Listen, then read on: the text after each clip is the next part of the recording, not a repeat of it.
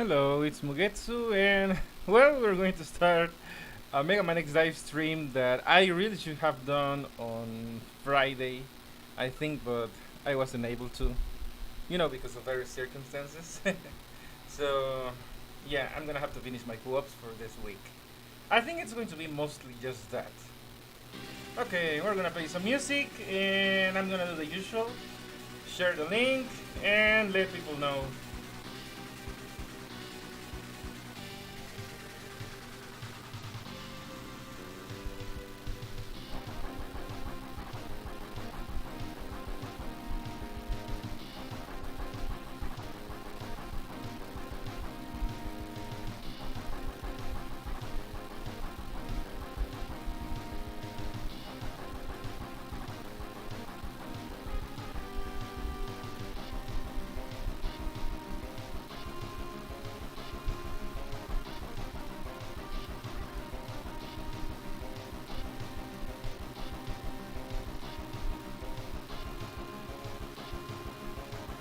Okay, in the meantime, I can check.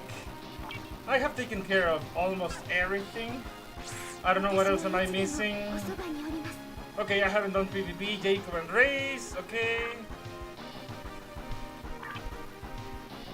I haven't even done the dailies. God damn it. Okay, well, I will take care of those while people get here. Might as well do the event. This doesn't really take very long. Hello, Ganda Hater, welcome.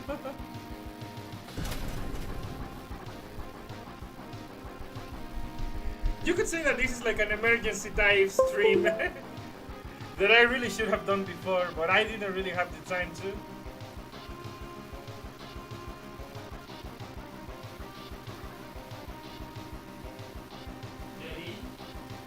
And also, well, this event is actually pretty easy, pretty fun.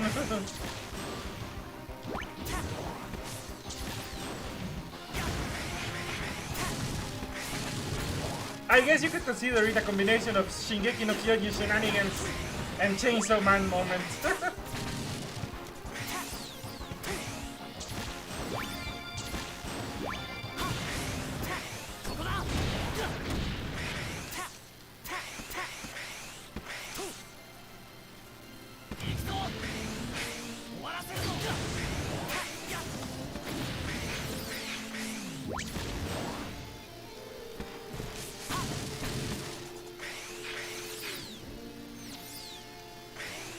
Okay, that wasn't intended.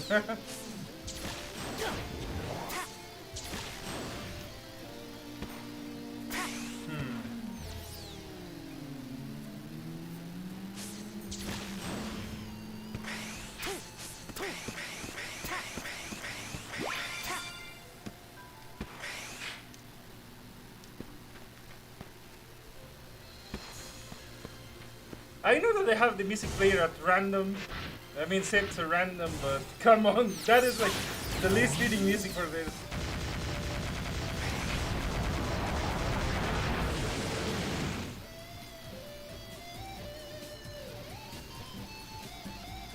Well, I guess not so bad.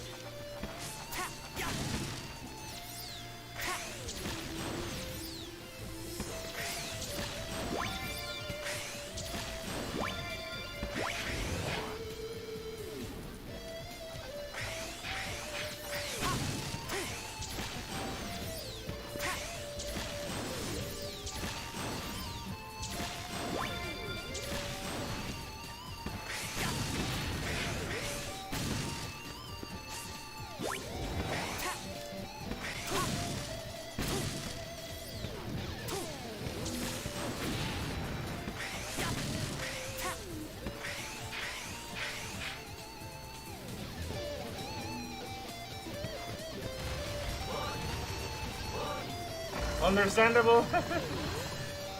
I didn't exploit earlier, but I let it be to recharge normally this time.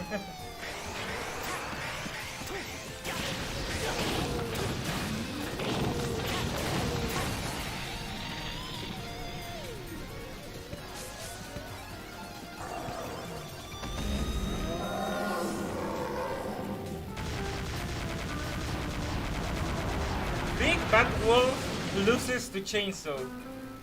Someone should have told this to, you know, the three little piggies.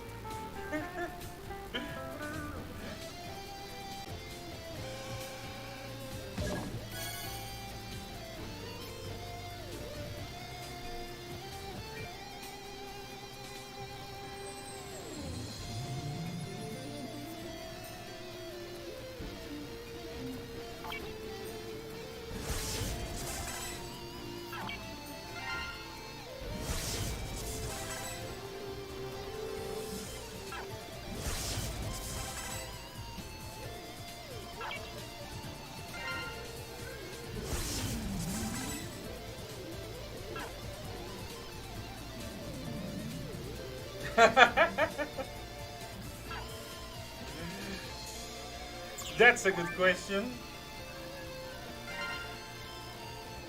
Alright. I mean, I was going to do co-ops anyway, so... Phantom co-op? Okay, yes, Phantom co-op. Because of course. It wouldn't be a proper night stream without some paranormal activity. Hello, in advance, welcome.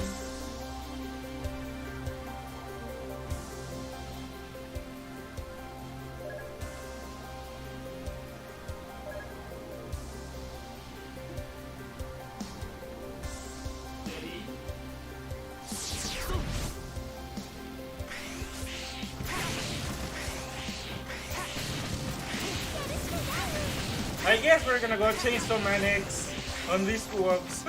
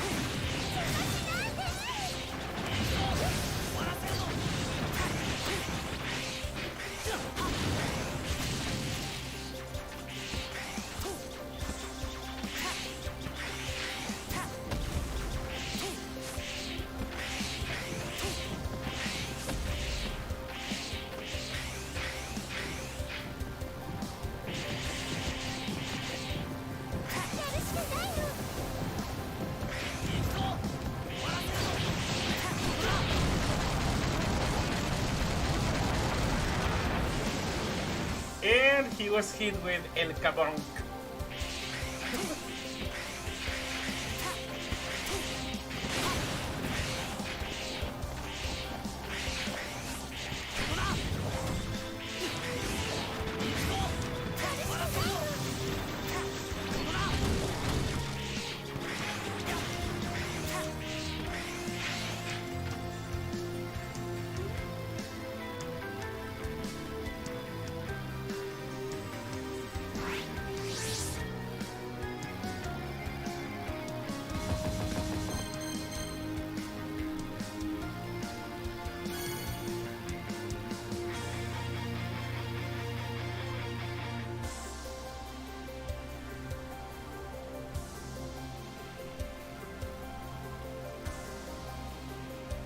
Alright, now let me see. 報酬があるみたいですよ。What other dailies can I address? Oh yeah, story with Axel and Mega Man. Okay, easy enough. But I wanted to change my dive triggers because I have kept forgetting to do so.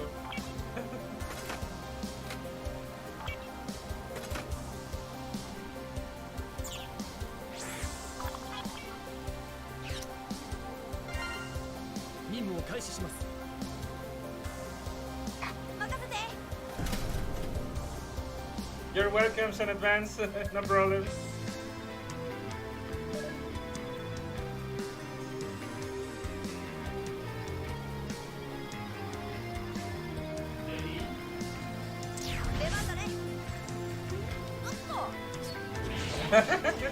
The Makasete. Yes.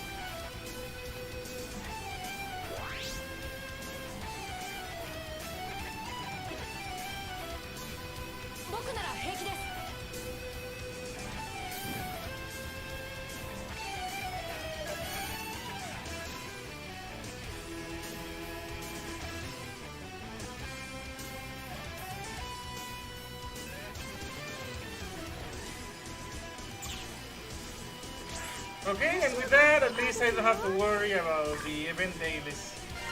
I know I have to do Coop with Thunder Beam and Roll, but I will be taking care of that as I do Coops. Okay, let's see what else here.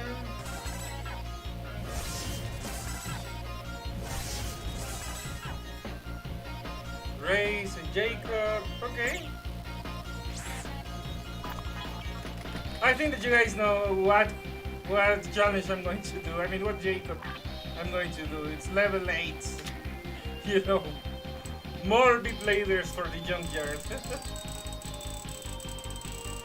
One question: can the tokens you earn with when you roll for a character on the banner, be saved for other banners, or they can only be used in that saved banner. That is the Monster Hunter banner. Okay, those tokens, you know, the PD tokens, they don't carry over. So yes, you can only use them for that banner specifically, and no other.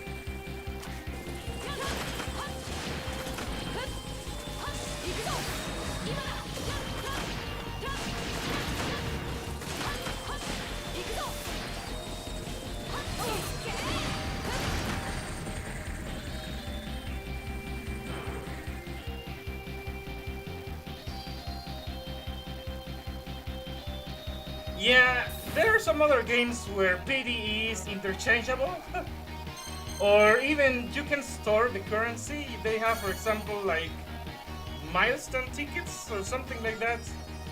Yeah, but in this game, the PD is only banner specific. Okay, let's take care of race mode.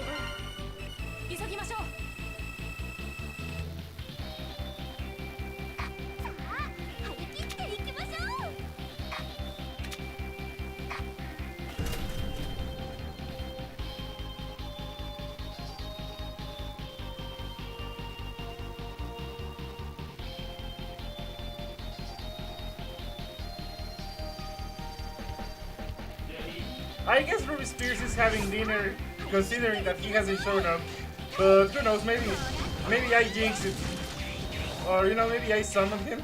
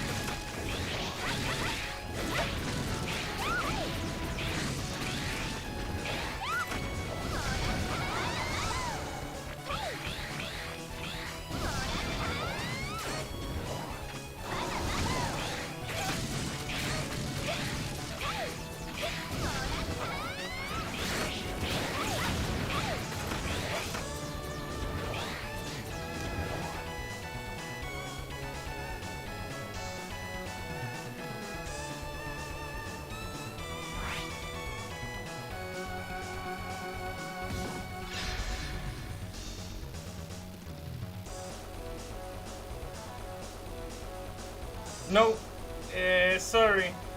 The PD is exclusive to that one banner alone. Even if there is another banner at the same time, the PD doesn't carry over. So yeah, you can only use the PD for that single individual banner and no other. Unless Nebula Joy explicitly says that you can. But I don't think that has been the case ever. Okay, and by the way, I have already done the deep recorder, so I can just show you. I managed to win once again, so you know, it's all over. It's all done.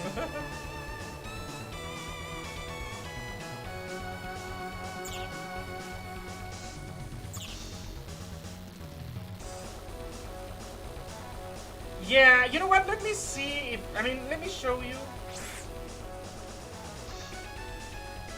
For example, some banners have no PD, like this one. They don't really have any PD because it's not built in. Also, the weapon banners usually don't have PD.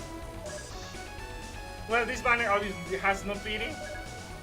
Okay, this one has PD. But in this case, you know, we can use free pulls. Okay, but for example, here we have 215 tokens. You know, PD tokens. If we go to this banner, okay, this one has no PD. Never mind. Okay, right now we only have one banner with PD. Okay, but if we imagine that this one had a PD, the PD here would still be 0. Okay, because the PD is only exclusive to this one banner alone, even if we have other banners going on at the same time. So yeah. Don't worry around, cat, you haven't missed out on much. I guess I did kinda summon you. I was going to get there, Sonic Smash. Yes, something important to mention. Okay, weapon banners officially don't have a stated PD, they don't mention it here. But at the 10th pull, you get the feature weapon. So, you know, it's a guaranteed PD. You know, if you do 10 pulls, you get the weapon. If you get it before the 10 pulls, much better. Okay, so that is true. Okay, but I was talking about PD in the purpose, for the purposes of, you know, the accumulated tokens that it shows. In that case, yeah, banners don't share the PD count when they have this system.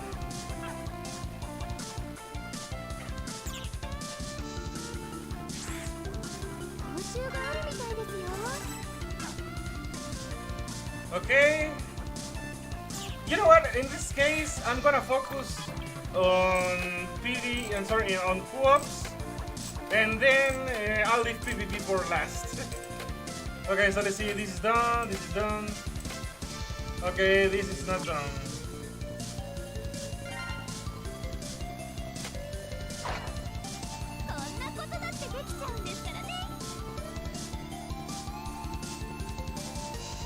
You know what? Might as well grind the gallery for 0.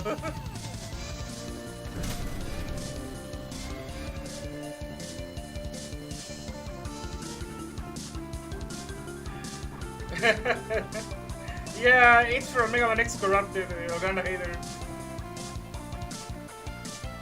You're welcome, Jonathan.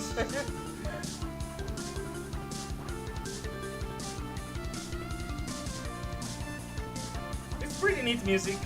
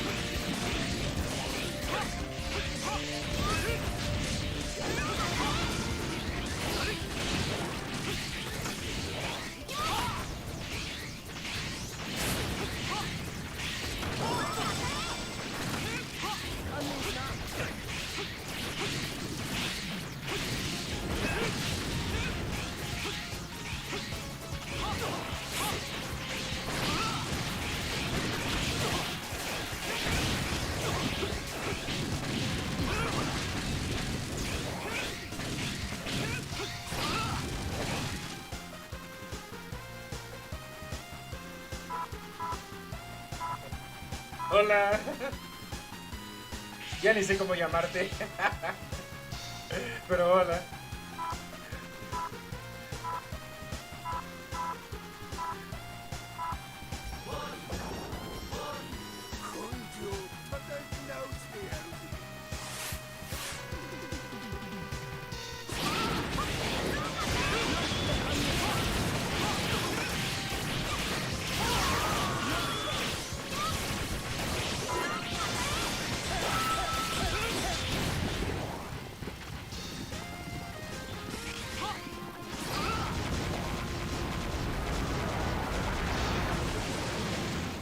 Do you think one day Sigma will have a DiVE armor version? You know what? I used to think that Sigma would not be able to get a dive armor, but I've seen that, in dive lore, they have used, Sigma pre-fall, before he became evil. So in that case, yes, we could actually see a heroic version of Sigma donning a dive armor if Tycom wishes for it to happen. I mean, it can happen because we have seen instances of Sigma as a good guy technically.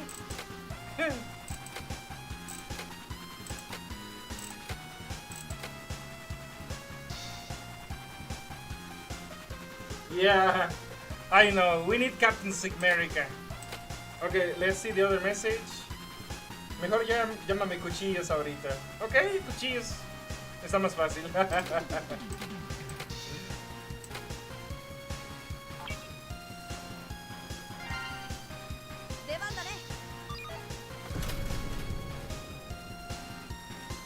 I'm still waiting for Dive Armor Vial. Okay, Dive Armor Vial seems a little bit more of a stretch because Vial has been rogue for a longer time than Sigma.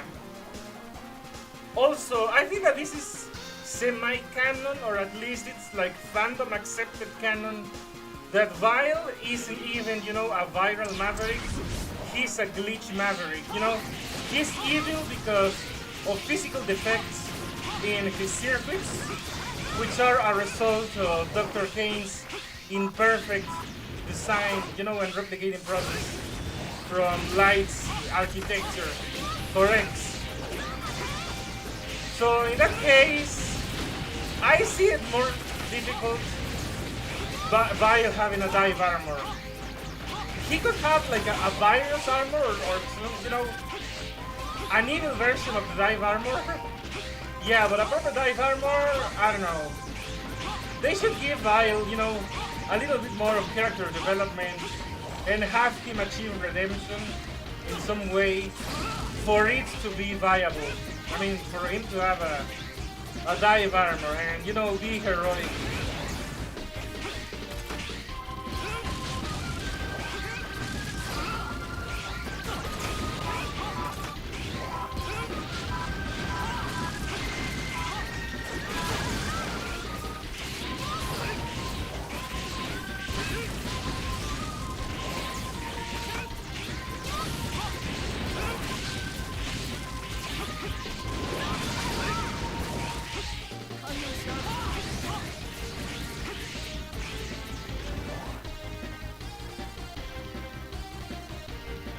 I want to see double.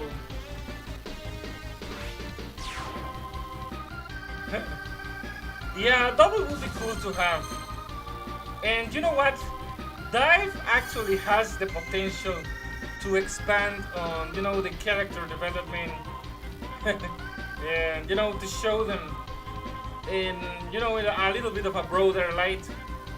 Because their game appearances are more limited, obviously.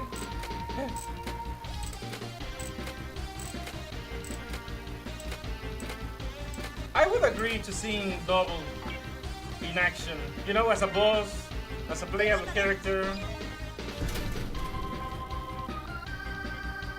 Yeah, he could have like his own mini arc. That would be cool. Recién me di cuenta de por qué sigo despierto y es porque le eché horitas al 8 Pokémon seguidas. Ok, entendible. Okay, yeah, I saw. Okay, I'm gonna play the song. Okay, wait a moment.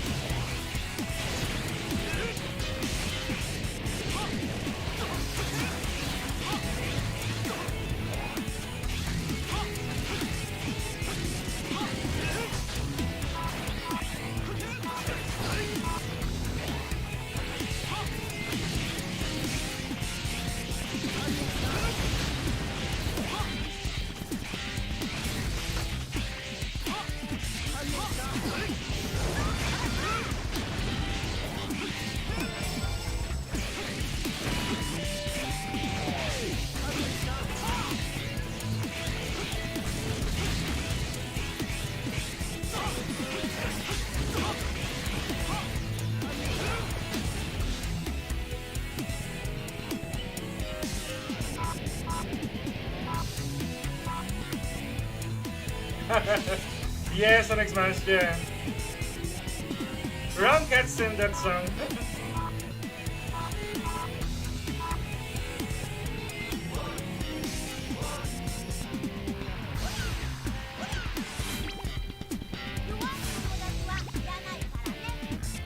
Pues te diré que yo sí he chambeado bastante como maestro de idiomas. No será algo muy clamoroso, pero es un trabajo honesto.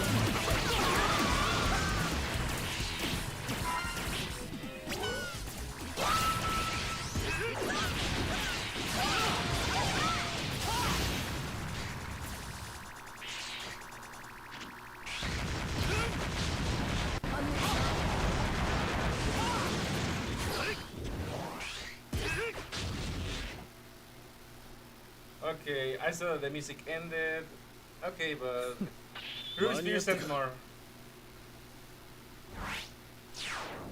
By the way, I think that I remember that there was one song that I wasn't able to play. Wait. It's not the one that you sent right now.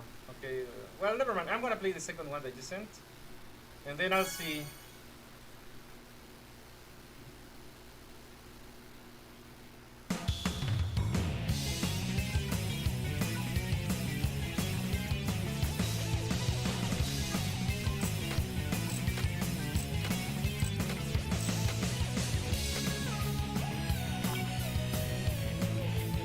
It would be cool if they put Berkana from Mega Man Extreme 2 as the boss, since her attacks can alter both your jumps and attacks.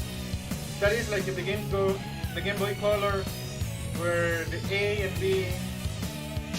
Okay, I think I understand, and also, I actually have said this before. It would be much better to bring actual female characters from the Mega Man saga instead of, you know, freaking OCs. I would have preferred to see Berkana than freaking Droid Claire, Erato, Ico. Well, Ico, I know. Or, well, I guess Rico is kind of acceptable, but the others not so much. Berkana at least is a legit villain in Mega Man X.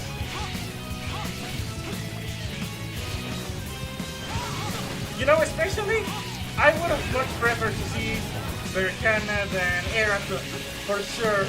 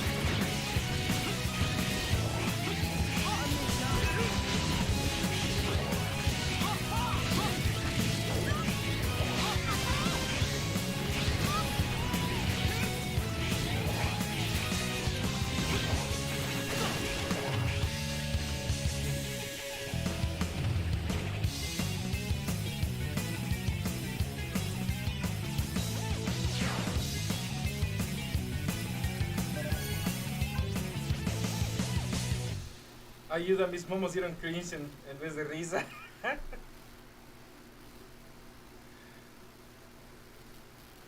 Acidic machine guns gloves are like the homing shots Tail and Eggman use. Well, as someone with a general lack of Sonic knowledge, I wouldn't have known that. Okay, I'm gonna play the next Sonic in a moment.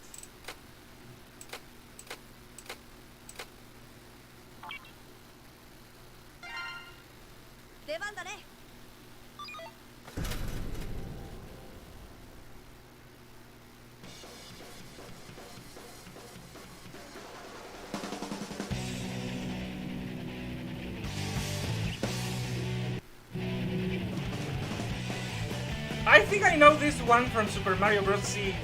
I know that's gonna sound like blasphemy, but yeah. I actually know this song from Super Mario Bros. Z. Pretty sure.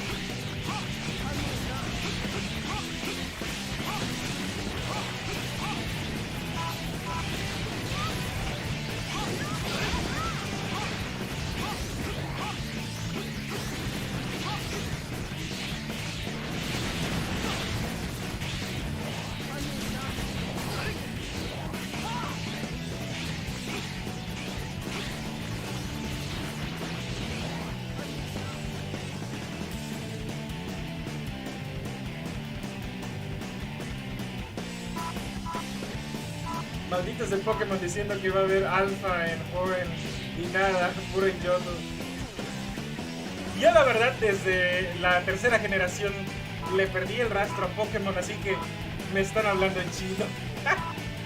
Ya no sé qué onda con Pokémon. Realmente yo nada más me sé más o menos los primeros 151.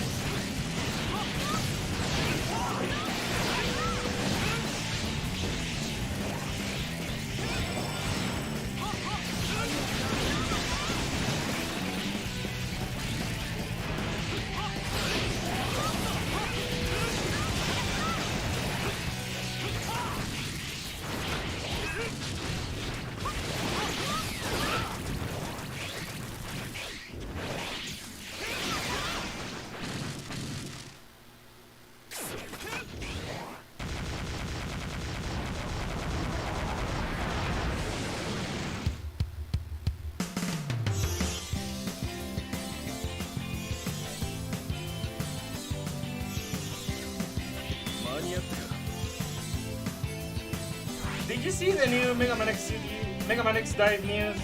That they will put a capture the flag just like Mega Man X OD? What?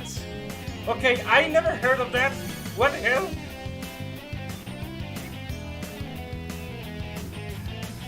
How is it that I only heard about it until right now?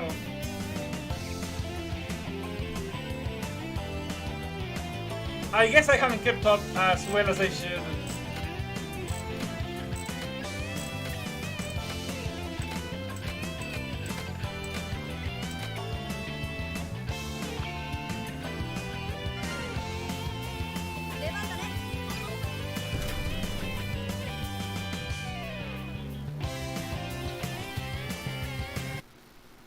Oh wait, damn it, I cut the music off, sorry. Damn it. Okay, well, I will restart. Yeah, I forgot, I have to play the music from Discord, sorry. If it's news, I'll give you... Yes, I would appreciate.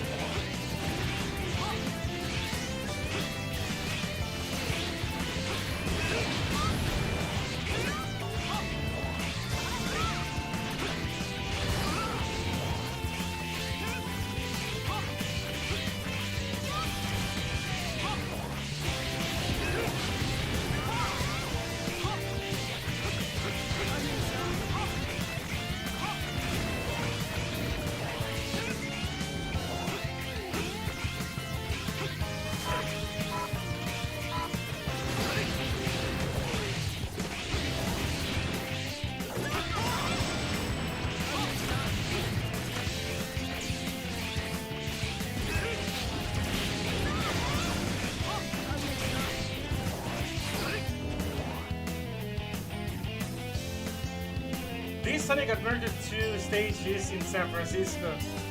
Well, even I know that San Francisco is kind of famous for... I mean, it's kind of famous in media. Ayuda, me estoy llevando a farmear experiencia en Pokémon.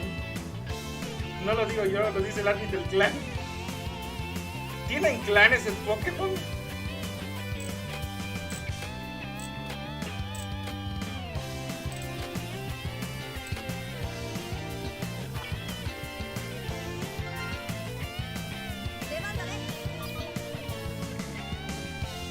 Tails just died again.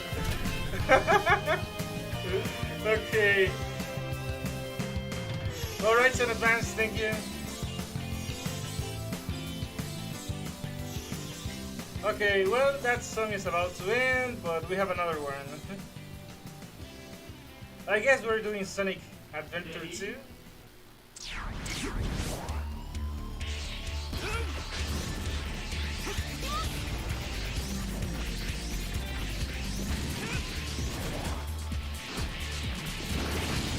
This one kind of fits with this level.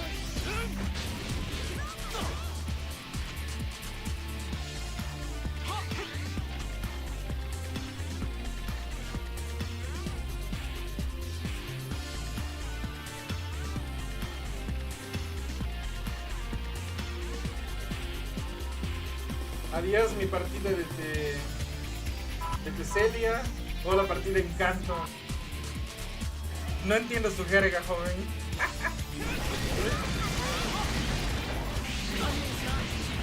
Ah, espera, Encanto. Ya entendí, en la región de Canto, ya, ok, ya. No estoy tan iterado en Pokémon. Me tardé en entender eso.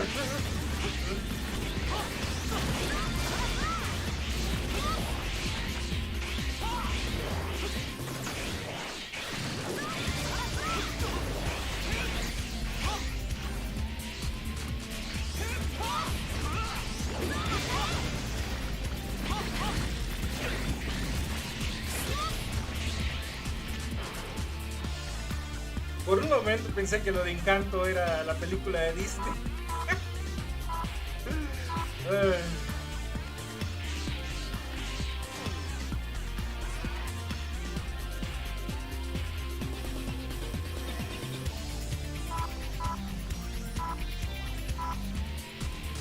Pues lo peor será farmear experiencia, ya que no se pueden usar trucos ahí. Entendible.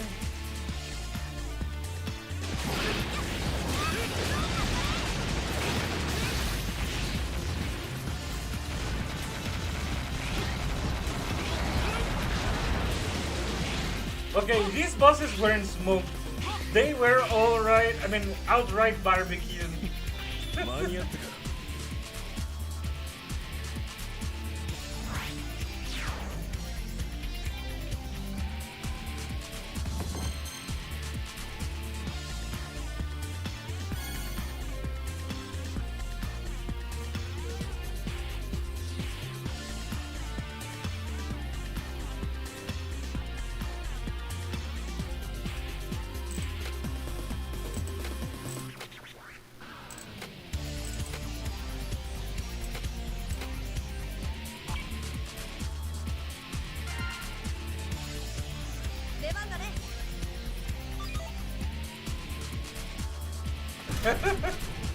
Remember when that used to be a nightmare?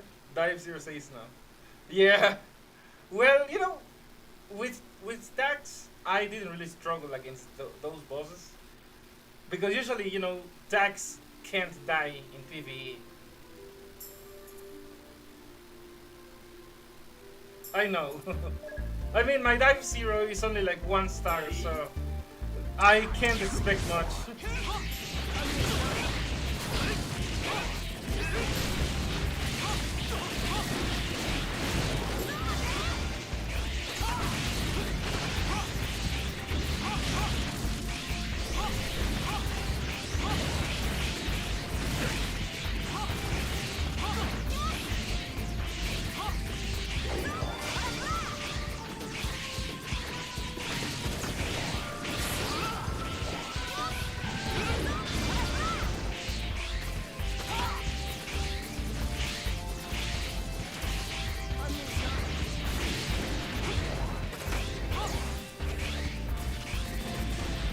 Imagínate buscar por 6 horas al Pokémon salvaje que está una estadística específica para luego ver que el Pokémon siguiente daba más IV que el anterior. Ahora mi problema sería farmear IVs a puro. Ok, eso sí lo entiendo. La verdad es que eso de farmear IVs sí me parece un reverendo fastidio. Eso sí se me hace como de que ya, demasiado. De por sí subir de nivel a los Pokémon ya es bastante. Y encima tener que pelear contra Pokémon específicos, ya es pasarse de lanza. In other news, out of DNA, but got undue advantage on Pandora, everything is almost in place. Well, congratulations, Pandora is pretty good. I mean, her DNA is highly coveted, precisely because she can give undue advantage, and she has, offensive DNA, player killer if I recall correctly. So she can work pretty well in many setups. Especially if you have true stun, but even basic stun would work. Okay, now give me a moment, I'm going to check something quickly.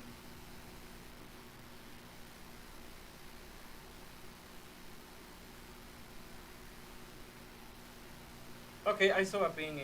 I will check that later. Okay, let's play the next song and also let's go for the next mission.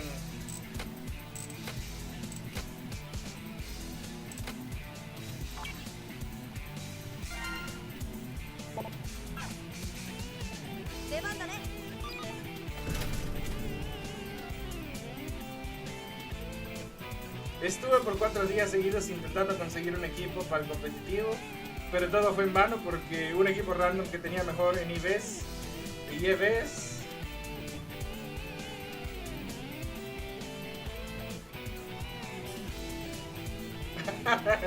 nice. Holy lemons, get Black Zero and Crimson Raspberry Zero in the free pool. Congratulations!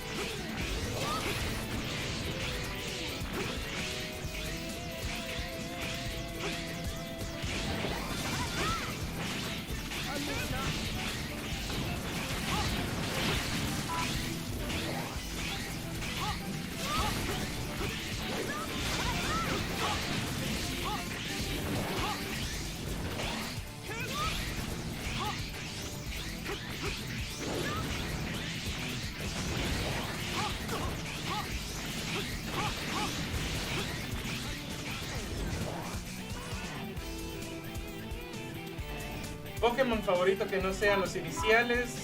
Déjame decirte que, de nuevo, yo soy de la vieja escuela para Pokémon, así que estamos hablando de la primera generación.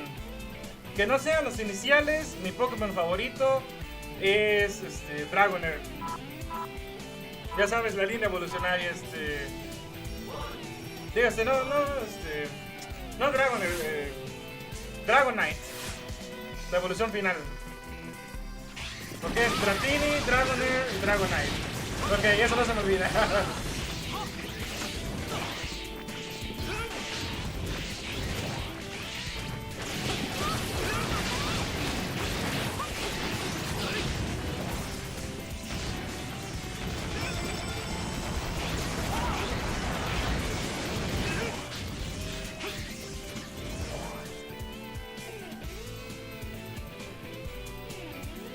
Sí, uno de mis Pokémon favoritos que no sea inicial y que no sea legendario es Dragonite.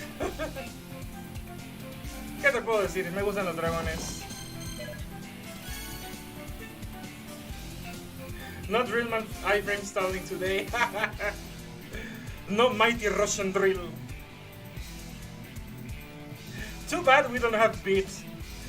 You know, it would be hilarious, you know, using the mighty Russian bird to destroy the drill.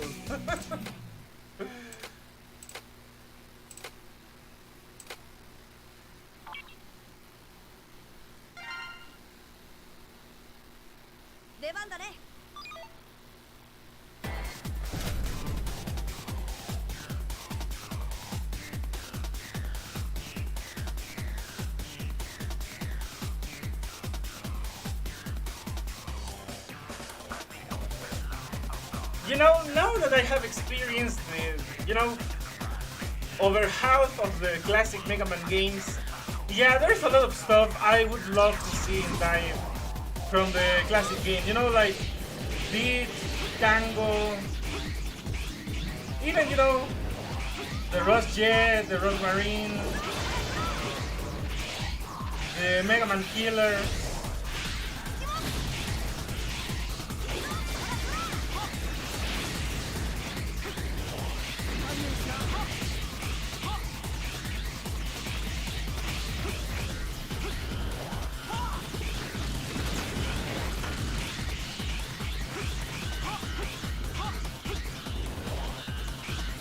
You know what? It would be actually funny and also kind of cool if they actually took, for example, Quint and they actually made a badass boss battle out of him. You know, kind of an homage or a compensation for being so stupidly easy in his original incarnation. And also because Quint's concept is actually kind of cool. A Mega Man from the future, captured by Wily to do evil.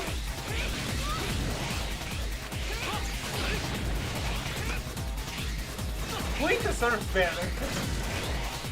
And also, you know, it would be cool to see Ballet again.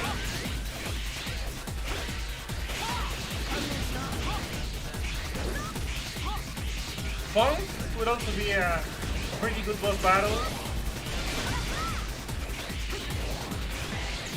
Enker could actually be kind of a troll boss. You know, reflecting your attacks. Pero qué buena respuesta. Recuerdo haberme enfrentado a uno de la vieja escuela y puro Dragonite en su equipo, además de tener Tauros. Ojo, todos tienen hiperrayo, el movimiento más fuerte de todo el juego. Lo mejor de ese movimiento es que no tenía recoil. Eso sí medio sabía un poco, que sí estaba bien OP el hiperrayo. Y que por eso los Pokémon tipo normal eran como meta en Pokémon antes.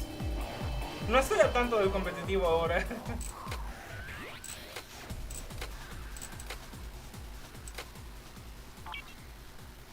Pero sí, de hecho, déjame decirte, hay un... Espérame.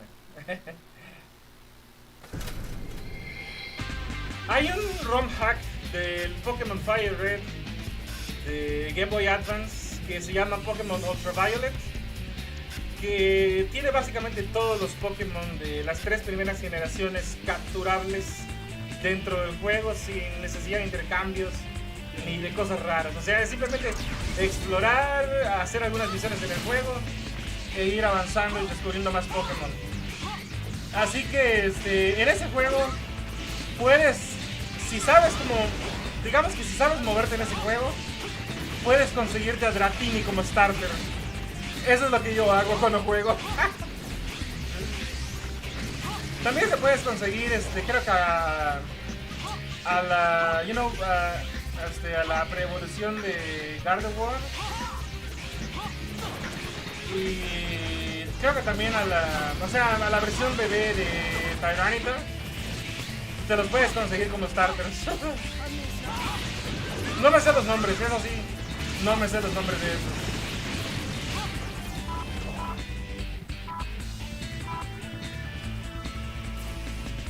Ah, pero luego llega Yoto y juega lo normal y lo psíquico. RIP.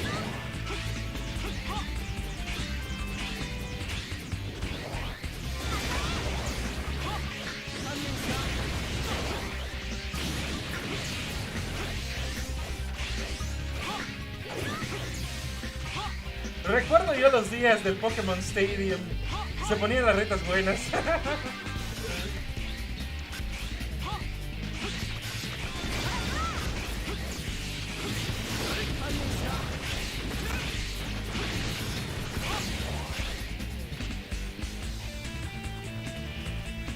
Yo tengo un Ralts y es un Kirilla y el nivel 23.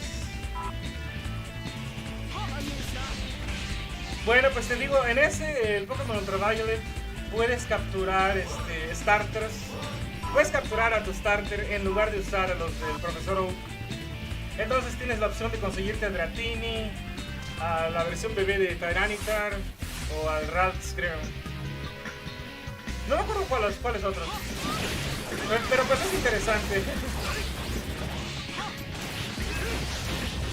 Como la canción de 31 minutos.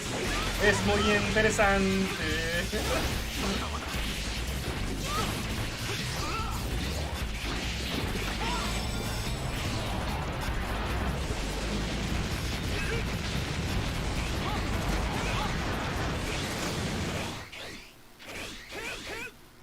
El meta de Johto en resumen es Snorlax. Yo pensé que eso era un meme. No pensé que Snorlax fuera OP.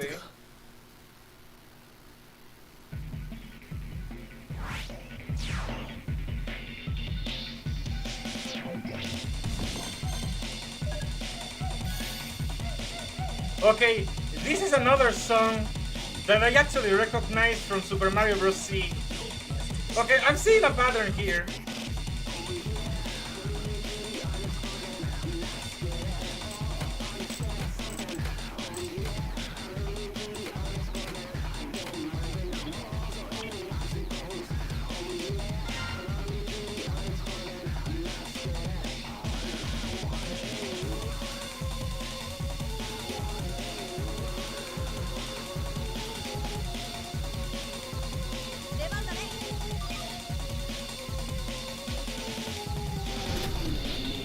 It's drum and bass.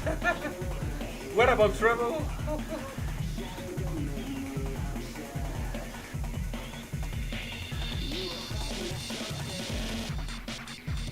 Not in one. Okay, I might have skipped over it. Okay, let me check. I know we're gonna hate it. Okay, that was a cheap joke. That was just a $3 joke.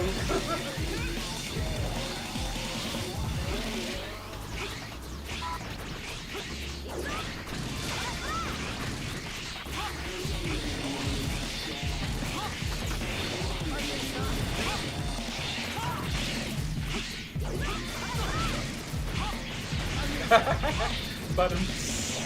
Yes, exactly.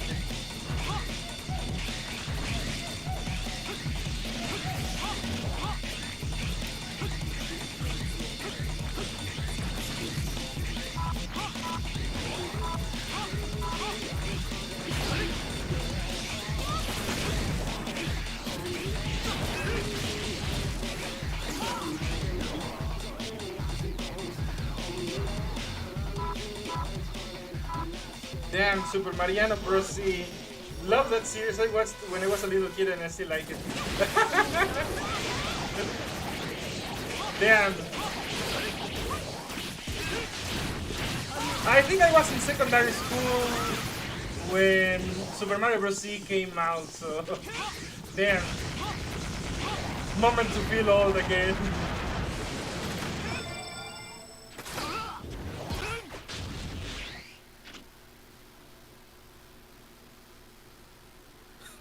Okay, let me get the other song. I don't remember if I played this one, actually. Let me see.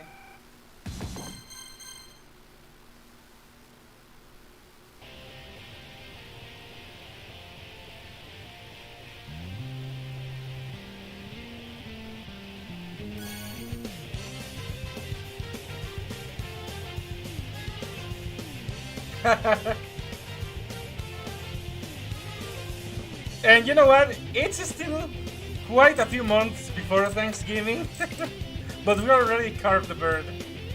Okay, let's see, 10-1. I already did this, so I don't remember if it was with you or with someone else. Yeah, I have it done. Okay, if you want, we can do it.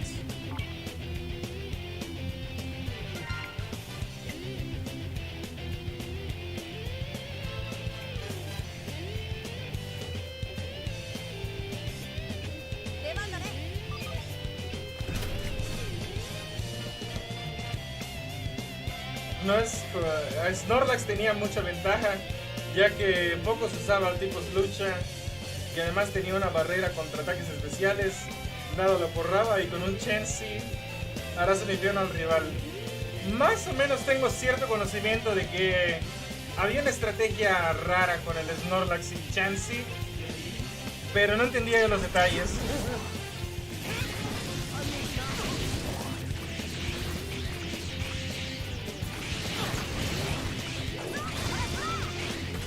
Creo que ya se me está perdiendo un poco porque no se supone que Snorlax es de Kanto. ¿Por qué sale que es de Yoto? ¿No se supone que Kanto es la región de la primera generación de Pokémon?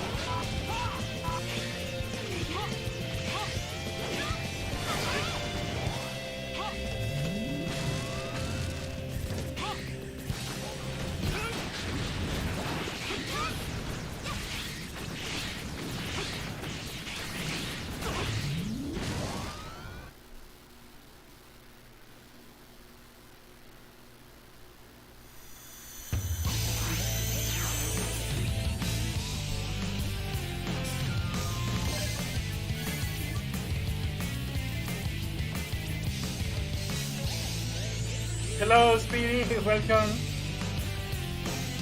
What do you think Mugetsu was pretty epic that they made a Super Mario Bros. Z game?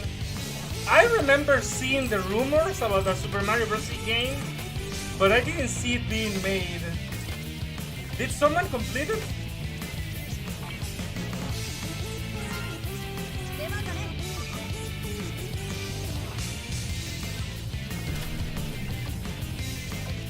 El postgame se puede capturar a Snorlax, donde el prota viaja a Kanto.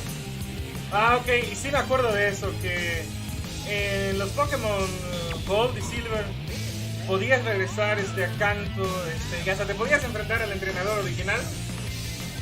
Sí me acuerdo de eso.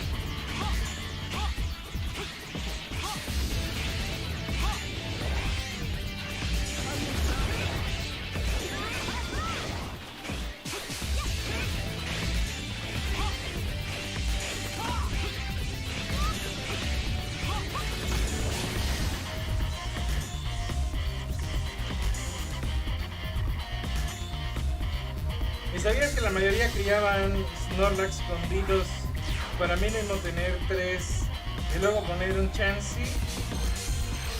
No jueguen a Blipsy. Espera. No juzguen a Blipsy porque en ese entonces existía el mineral evolutivo y Chansey se volvió un muro. Ok, de nuevo, conocía las... quiero decir, tengo nociones de Pokémon, pero no estaba yo demasiado al tanto del competitivo. O sea, yo literalmente jugué Pokémon o sea, en plan de divertirme y mi meta era capturar a Mewtwo. Bueno, eso y ganar la liga. Y ya. Pero no meterme al competitivo y a esas cosas.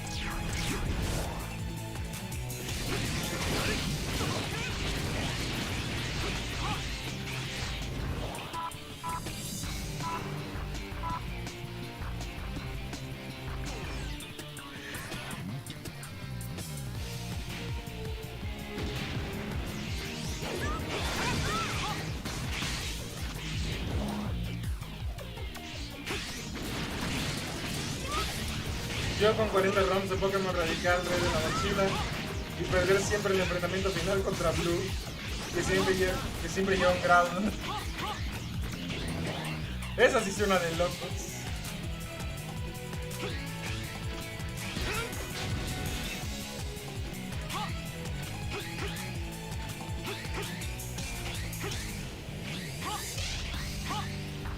De hecho sí me cuesta imaginarme al Gary con un Groudon. ¿Qué diablos? Bueno, para ser justos, en el Ultraviolet Red se puede conseguir a pinche Rayquaza. Así que, pues sí, ese está de loco.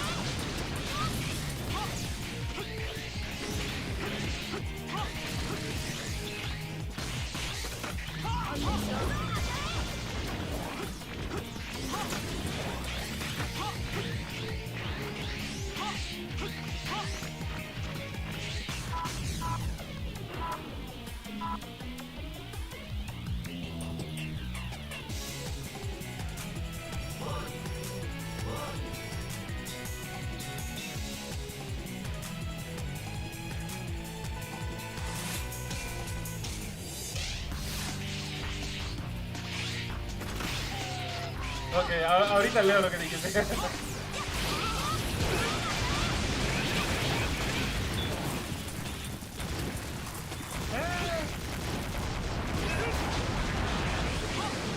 fue rápido.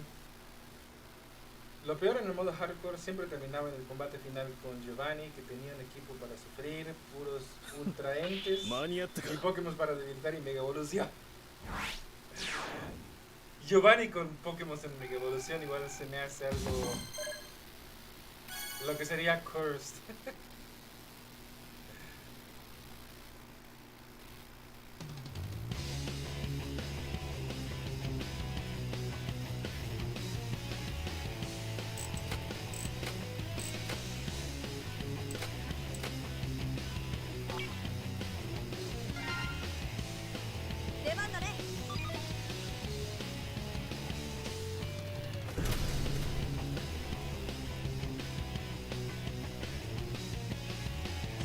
No es por nada, pero sabes que cada que leo Mega Evolución, yo pienso en Digimon. Así tipo, Charmander Warp y evoluciona a War Charizard o algo así.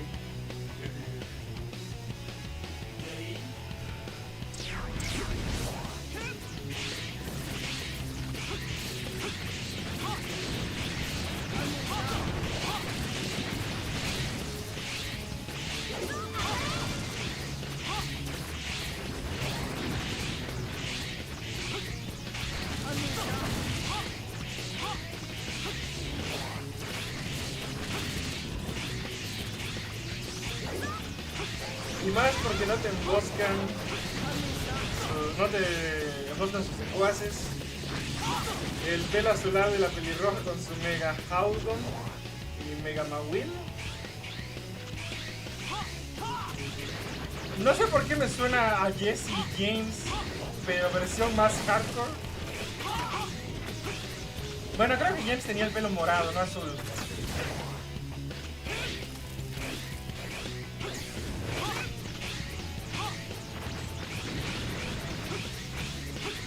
Esos dos eran un clásico.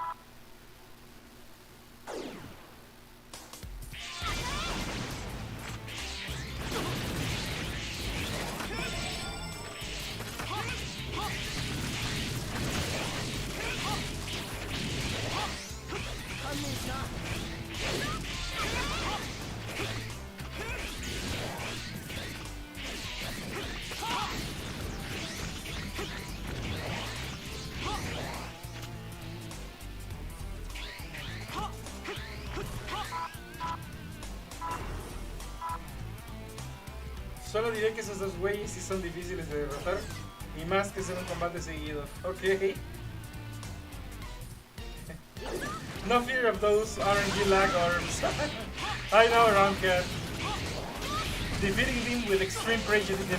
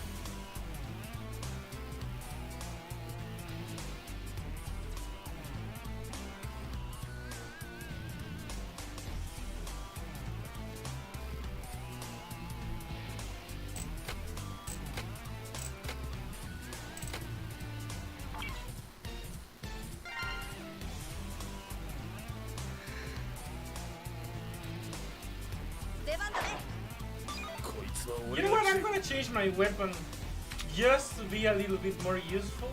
So, wait a moment.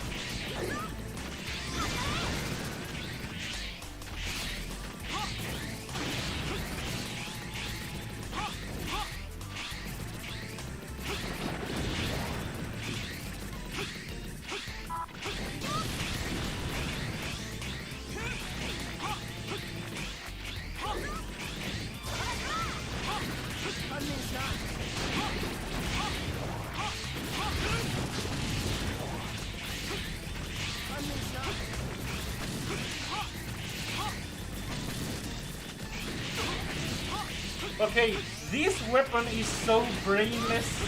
It's literally hold attack the weapon. I see why this is cancer PvP.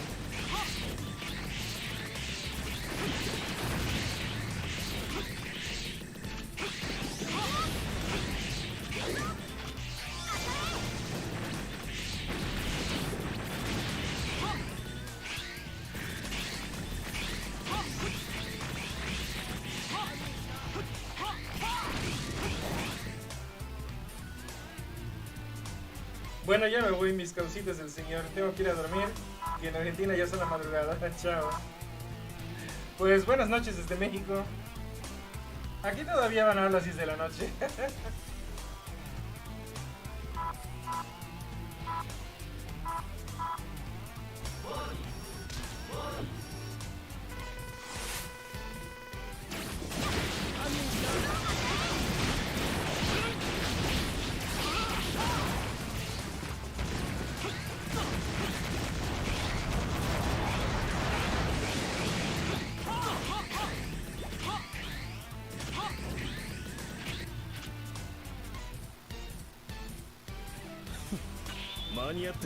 Acidic machine gun. Light Bender is cool. I'll say that. You know, it's fun to use, it's cool. But you know what? With its short range, I don't think it's entirely brainless. But acidic machine guns, yes. It's brainless like this side.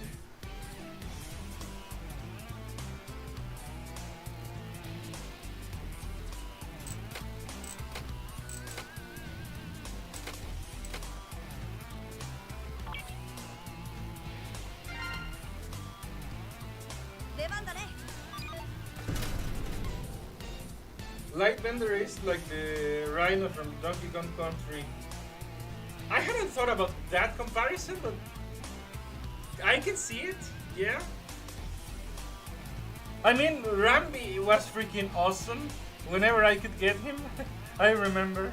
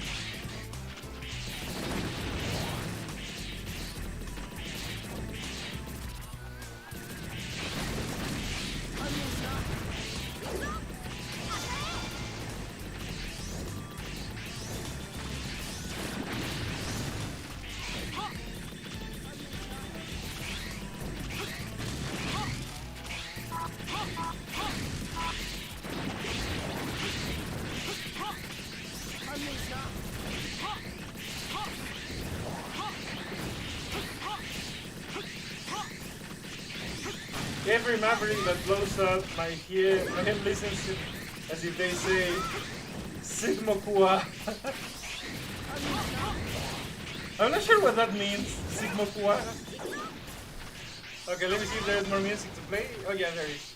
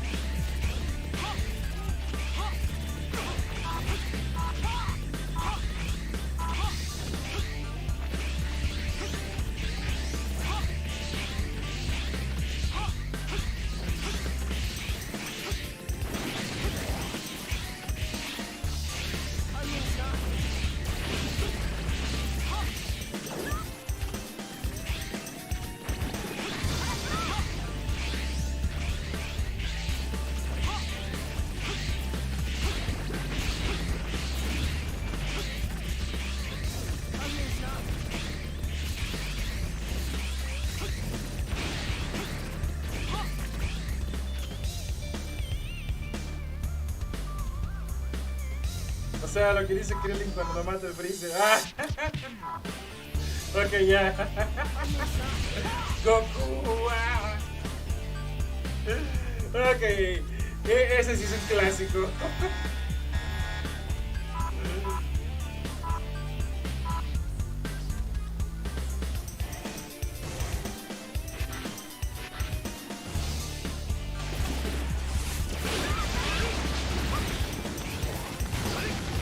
Hace poco vi un video de ese clip donde tienen a Krillin haciendo lo de Goku. Y creo que en los comentarios alguien dijo de que cómo es que esa escena nos impactó cuando éramos niños. Así de que chale, mataron a Krillin. Y ahora nos reímos y hacemos un meme.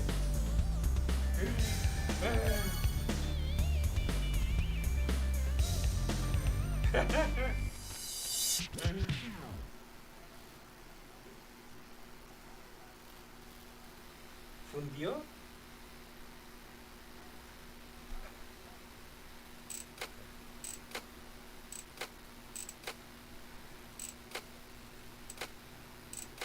I didn't understand that. Okay, there.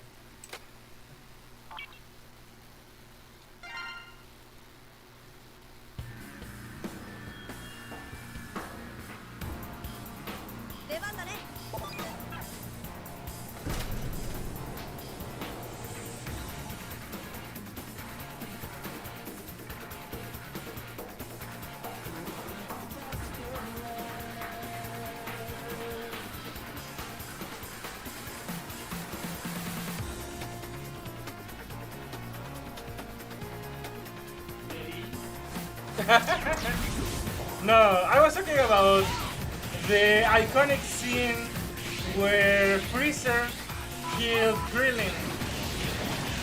You know, because of the Latin American dub and the way he did the scream when he died, it was particularly epic in its day. But now we made a meme out of it. You know, when Freezer kills Krillin, he screams, Goku! Ah! And then he dies. But it became so iconic that at some point it became a meme. So that is the irony that it was such an impactful scene, you know, back in the day, and now we laugh at it. I mean, we laugh at it and we make memes out of it.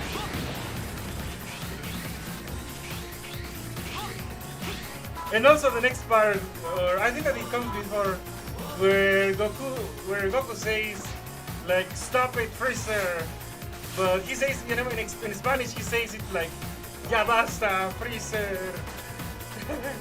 And this is a pretty iconic line, but it became a meme.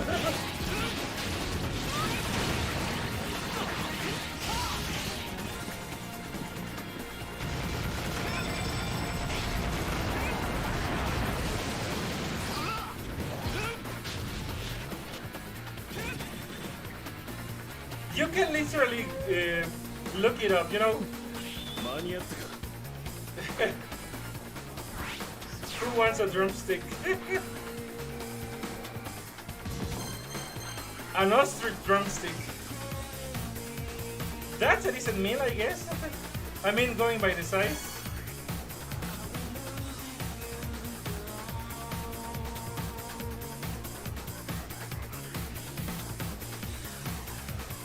Let me tell you that, you know, my honest opinion, but also, you know, because I grew up with Latin American dub, Goku sounds much more badass in Latin American Spanish than in English. You know, in English, I can't help but feel like he sounds like SpongeBob. He has that vibe of a dumb guy like SpongeBob. And it's a complete difference from Latin American dub because Goku actually sounds like a man, like an adult man with a badass voice. Yeah, he's derp in English, exactly. He has that unnecessary derp to his voice in English. And the Latin American version just sounds so much better. I mean, bass Mario Castañeda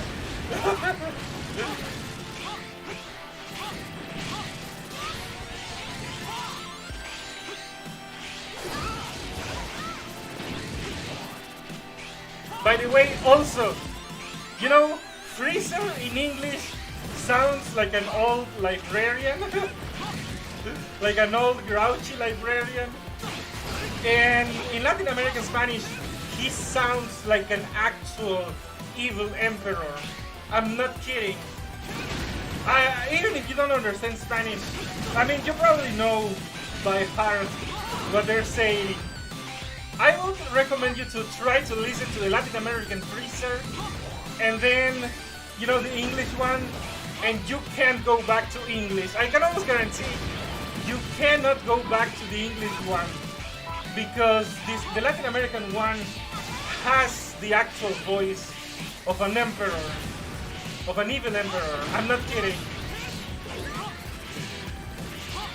He has that touch of badass royalty.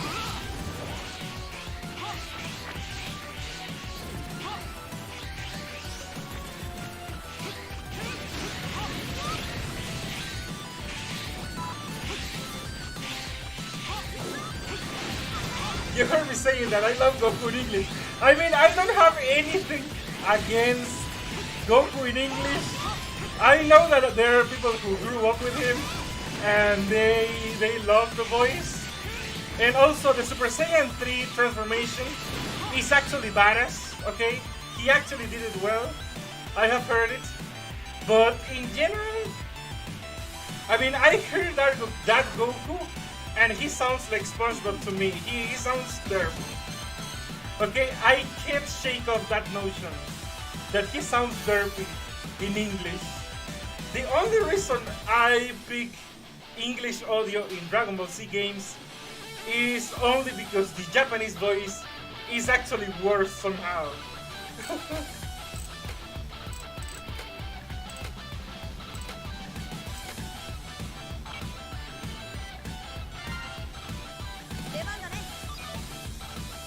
Goku is dumb though, especially in Super. Well, you know, let me tell you that the Latin American voice actor can actually capture both aspects. He can sound serious and badass like he was in a lot of Dragon Ball Z. And he can also do like a comedic, silly, kind of derpy voice. But it doesn't sound like he's derpy all the time.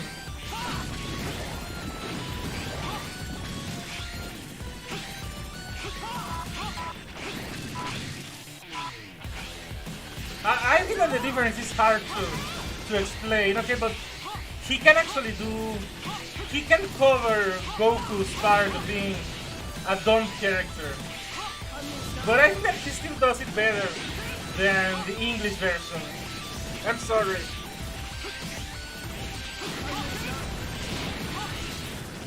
Okay, I haven't heard that one, but at least reading it, it sounds cool. Okay, so I can recognize that he has his cool moments.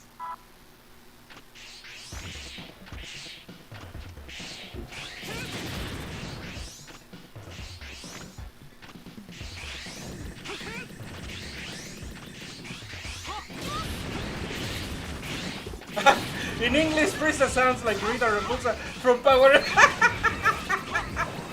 Okay, you know what? That one made my day. Rita Repulsa from Power Rangers. Seriously, I don't know why in English they had to do Freezer so dirty. He's supposed to be a badass emperor of evil, and they did him like that in English. In Latin America, they actually managed to, you know, make him sound threatening and also, I mean, badass. And I have heard the original Japanese voice, and you know, I mean, it's basically Mayuri Kurotsuchi from Bleach, and I guess it's kind of 50-50, kind of fits, kind of not. But I feel like in that case, the Japanese voice actually captures the aristocratic aspect of Freezer. Maybe not so much the threatening badass part, but at least he does sound like royalty. he has that arrogance. I don't know how to describe it. That arrogance vibe to his voice. I mean, in Japanese, he does have it. But maybe because I saw Bleach first, before, you know, hearing the Japanese audio from Dragon Ball Z. Yeah, I listen to Frieza, I think of Mayuri.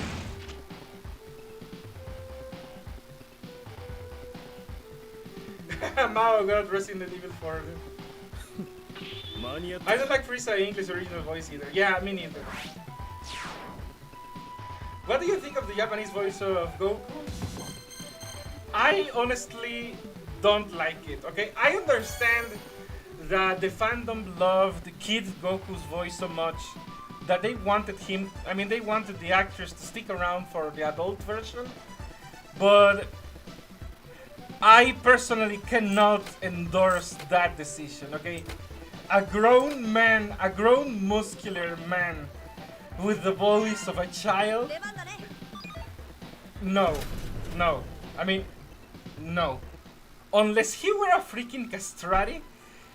No. that doesn't fly. She was handpicked by Toriyama. Yeah, like I said, for Kid Goku's voice, I would understand. But for adult Goku, no. I'm sorry, Japanese people. No, I cannot agree.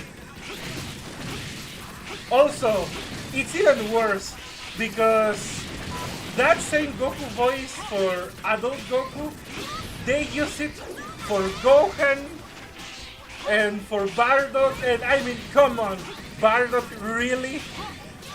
A tough Saiyan warrior, you know, a very grim character, and you give him the voice of a child? Come the hell on, come on. Gohan? I think that the problem with Gohan is the lack of identity. You know, again, because in Latin American, he had his own very iconic voice as an adult. You know, the late actor Luis Alfonso Mendoza, you know, rest in peace. He was amazing for Gohan in the Latin American version. He gave him a unique identity that the Japanese dub doesn't have for Gohan.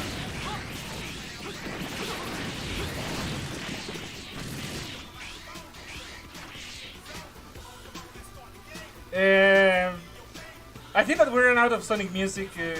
Okay, I saw that you sent another one. Okay, I'll play it after this mission. Round cat.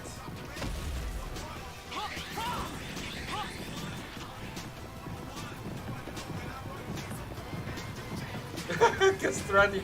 I mean, seriously, Castrati is the only legit explanation for a grown-ass man to have a child's voice.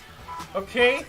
So, unless you're one of those, that doesn't fly. That is the only legit explanation for having a childish voice as an adult man.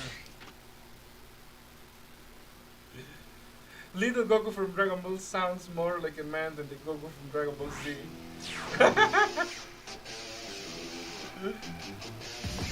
Well, again, I can tell you that Latin American dub did also an amazing job. You know, it was a voice actress, and I can't believe I forgot her name, but you know what, she was amazing. And in that case, the kid voice actually worked for Kid Goku and Kid Gohan. Okay, in that case, it worked. I'm not kidding. In that case, it worked. But the fact that Gohan gets a different voice when he grows up, just like Goku, and it's a distinct voice, that helps. Okay, I'll play the Sonic song. Okay, wait a moment. Okay.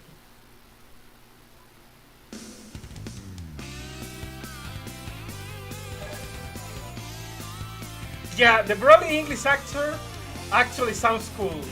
Okay, not gonna lie. In that case, yes, that is a job well done. He does capture the vibe of, you know, being a freaking psychopath. I'm talking about the original Broly, okay? I don't know about Super Broly, but the original, he sounds like a freaking, I mean, a colossus, a colossus of a psycho. He managed to sound like that. He has that brutality in his voice, okay? In that case, I agree. By all accounts, I agree.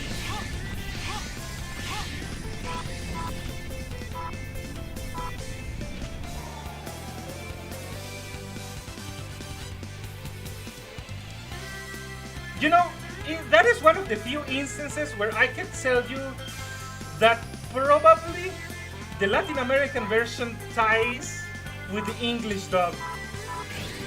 You know, for Broly's case, you know, because both voices are pretty much equally as good.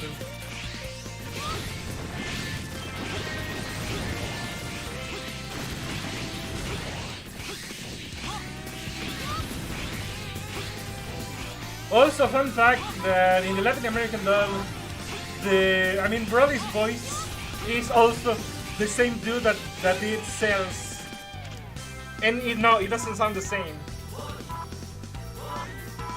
Yeah, Ricardo Bruce. That guy did Broly, and he did Cell, and he also did Mr. Satan. Yeah.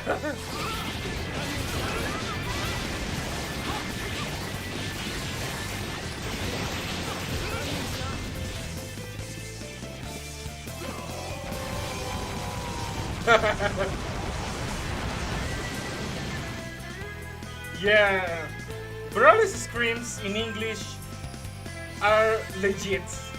They could give you chills. I mean, if you heard that voice echoing in a hallway, you would run.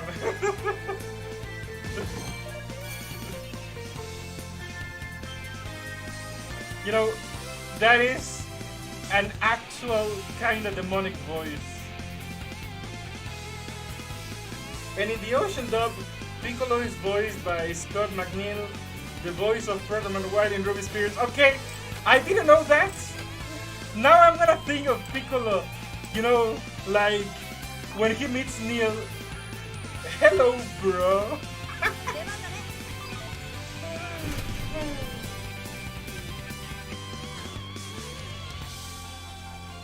The Ocean dub also reused the background music from the Ruby Spears show.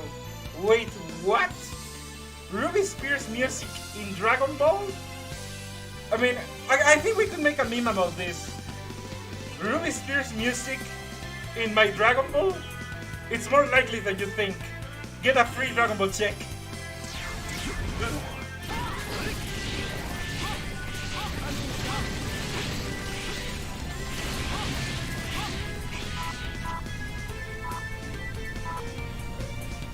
Piccolo is the brother man of the group though. Okay, touché.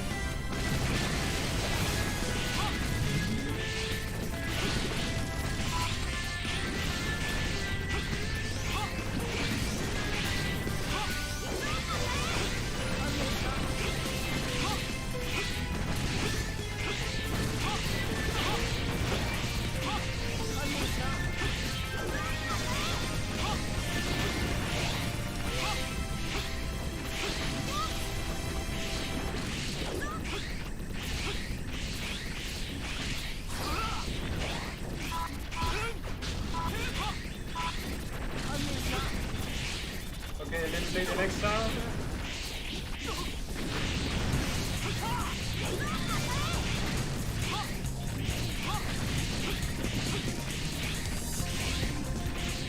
How is Trunks in Spanish compared to English then? Okay, you know what? That is actually a tough one, you know, because Trunks in English kinda sounds decent, but the Latin American voice, I would say it's better, because it's a bit deeper, you know. I think that in that case, Latin American Trunks sounds a little bit more mature.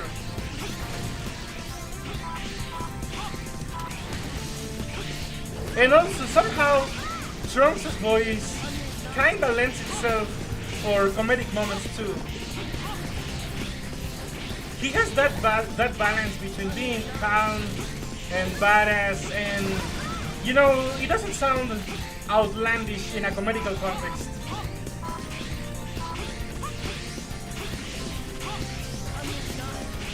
I'm talking about future Trunks. Okay, Kid Trunks. I think on that one again, the Latin American dub wins in my opinion. But that is mostly because the English one sounds a little bit more annoying to me.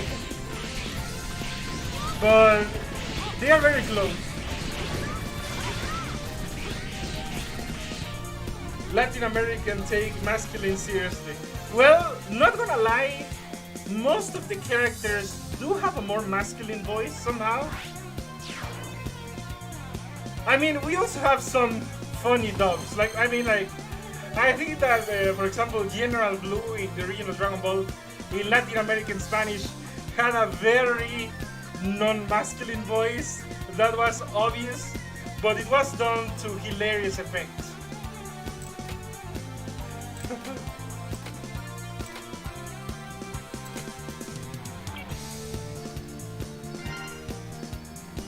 Even caballeros.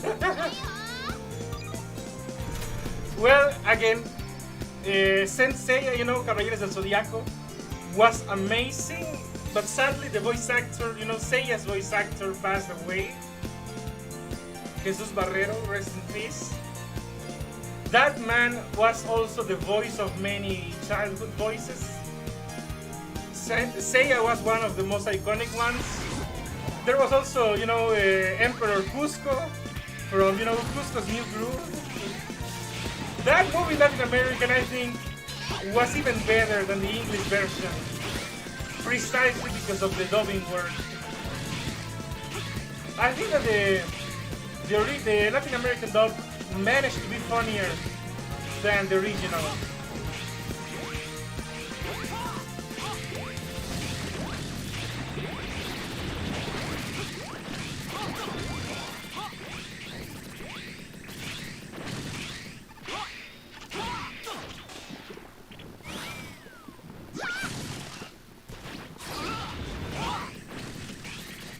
Okay, let me see. Okay, we ran out of music.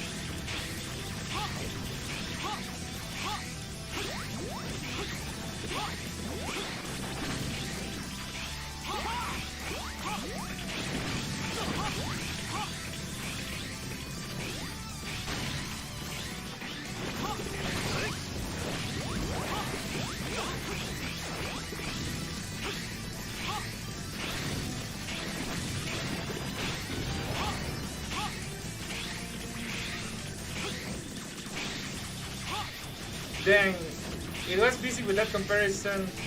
I didn't put a new song. Okay, don't worry. Axel, Trunks, Silver. Okay, I'm aware of the similarities between Silver and Trunks, but I didn't really think of Axel. I mean, Axel doesn't. Well, I guess he's a new generation Reploid. In a way, he comes from the future.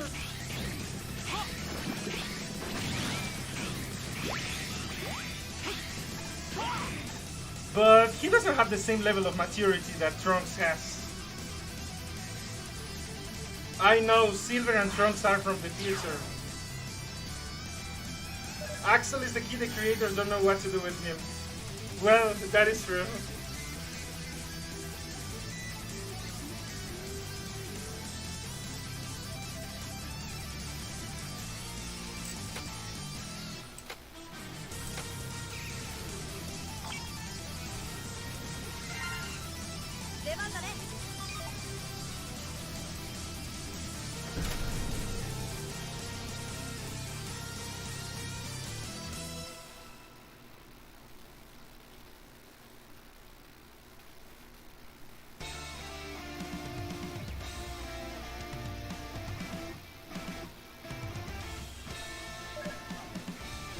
I'll play the next song before I forget.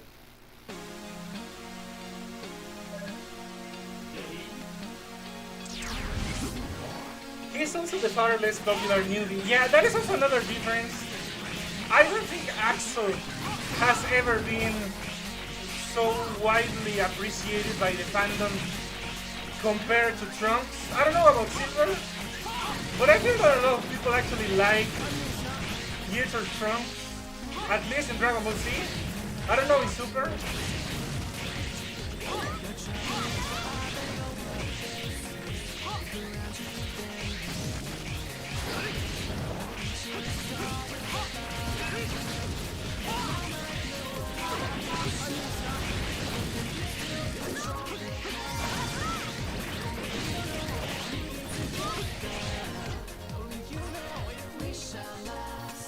This song is a banger.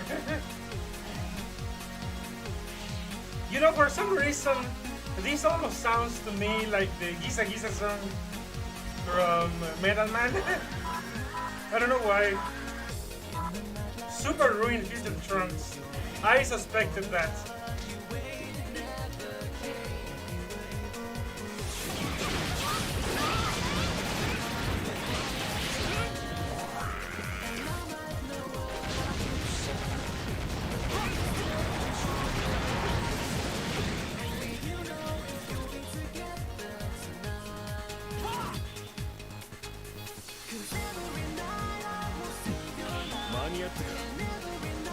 Yeah, I'm not gonna lie, I hated that retcon about the Potara fusion. That made exactly zero sense. You know what? Speaking of that, speaking about stupid retcons, also the original idea was that BBD created Buu, Majin Buu. You know, it was his creation. And now they changed it to some stupid thing about, no, he didn't create Majin Buu. He only summoned him. Come on. We all knew that it was, you know, like a family line, Bibidi, Babidi, and Boo. Also, I remember that Babidi was supposed to be Bibidi's son, and now they changed it to some weird clone doppelganger thing that, again, nobody asked for that kind of change. So why even do it? Yeah, that and the Potara fusion, I agree that Super hasn't handled so well Dragon Ball Z's legacy.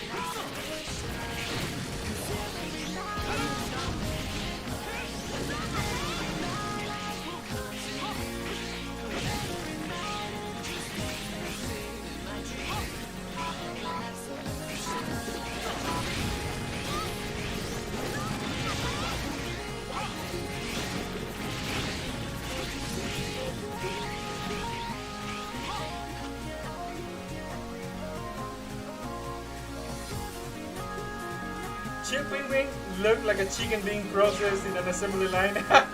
Yeah. How did you make the Genu go in both directions earlier? He does it automatically. I didn't do anything specifically. I think that he does automatically if he detects more than one enemy at the same time.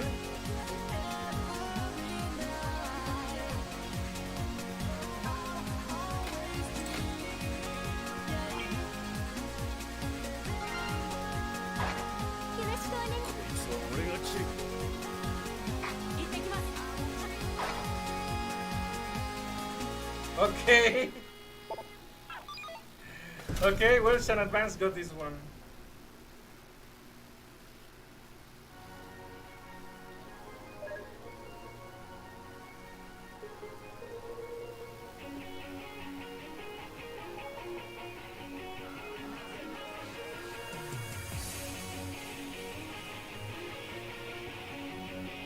Also, Trunks, Axel, and Silver were supposed to be the new generation of heroes, but then they just got left to hang.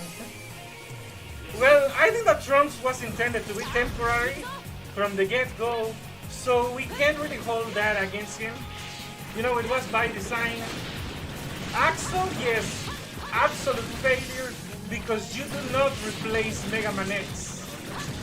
At least not that way. I know that Zero got away with it, you know, because Inafune seems hard for him. Yeah, but unless Inafune seems for you, you do not get to replace Mega Man freaking X. Okay? No matter how cool or how new or whatever, you do not get to replace Mega Man X. Unless Inafune seems hard for you again. As for Silver, I have no idea.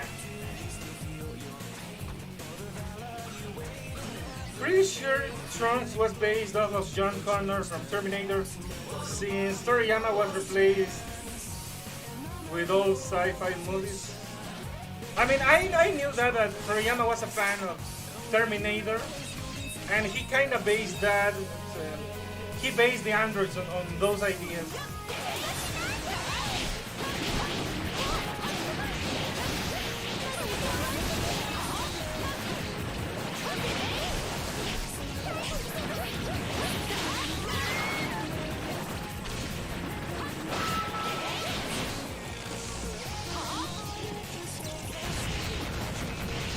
I mean, obsessed.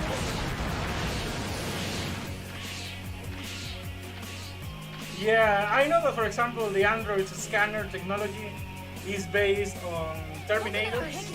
That is actually a cool concept. Kid Trunks was supposed to be the new generation, and now he's just High School Musical, the manga. Yeah, you know, main timeline Trunks never lived up to the hype of Future Trunks. He never got to become that kind of badass warrior. The same can be said for Gohan. And Goten, you know, it's even worse for Goten because he was almost a literal carbon copy of Goku, and he absolutely failed to take on his legacy.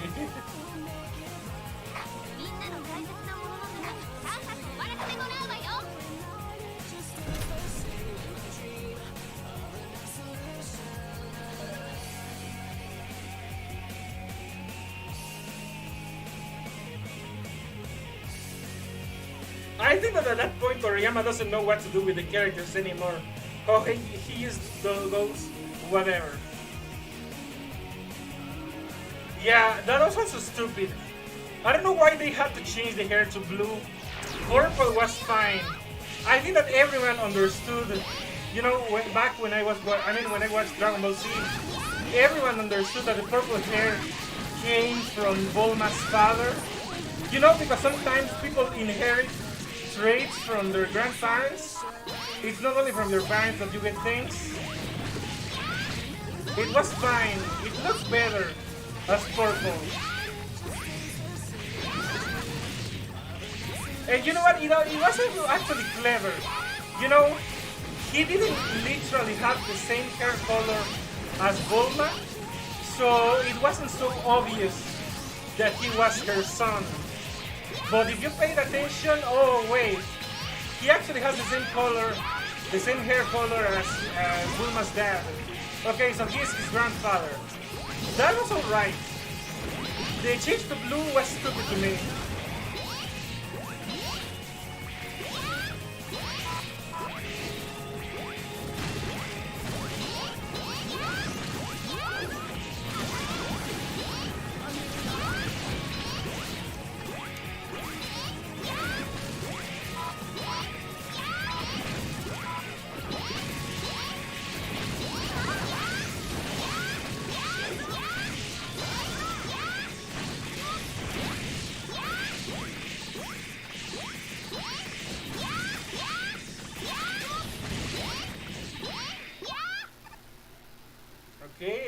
music right now. Okay, but well, that was the last co-op.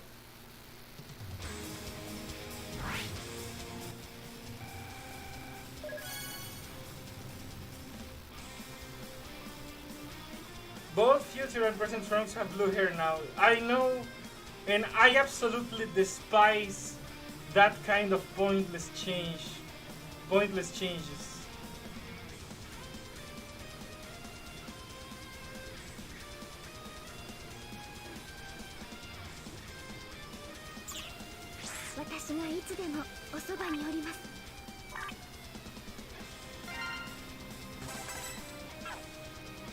Okay, you know what? I have enough for another pull, so let's see.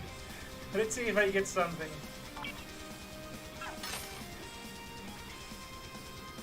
To be honest, most things in Dragon Ball Z are mostly Toriyama's editor's ideas, not his.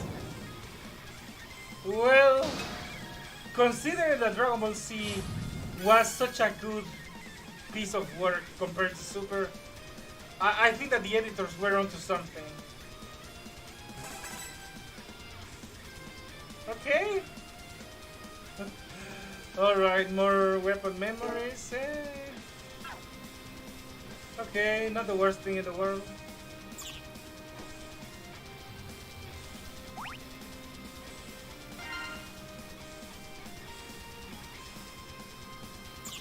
Okay, let me see. What else am I missing? Okay, PvP.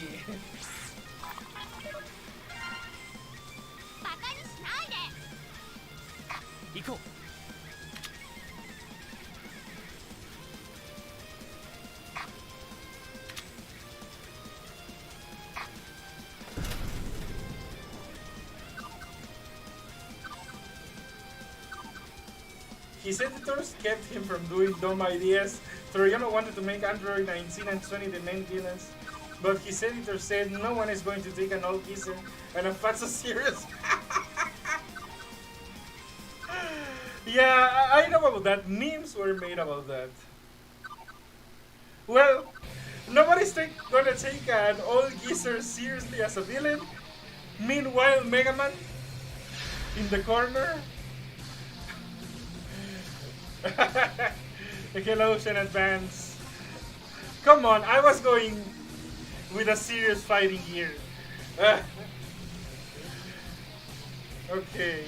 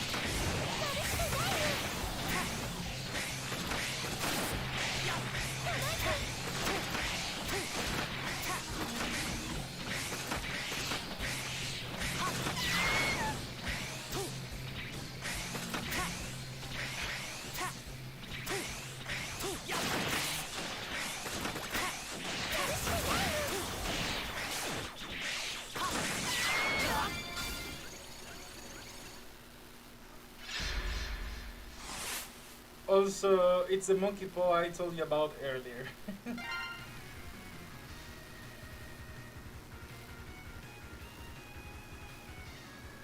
What exactly the monkey... GG is in advance. Also, what monkey paw? Round cat. I mean, specifically in this context, what? What monkey paw?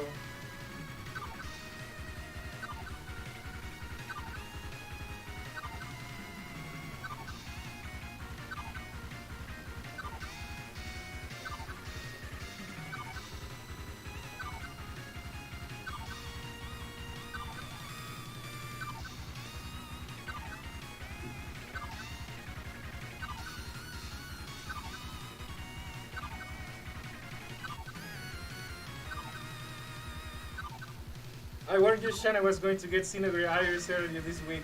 Okay, yeah, I saw. Okay, the monkey paw came through. But you know what? With the current state of the meta these days, that will give him a fighting chance at least. So you know what? I'm not even mad. I mean, I got Xenover myself, fulfilling Sharuna's prophecy.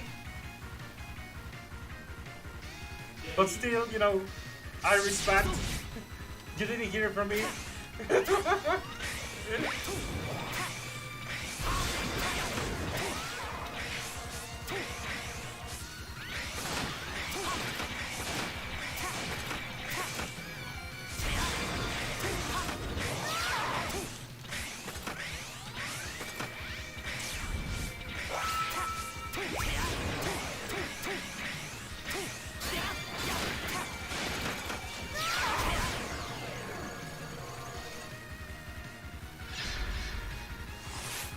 Okay, I'm literally just going to get my 10 fights and be done with it because, well, you guys can see that the state of the PvP queue right now is, well, very regrettable, for lack of a better word.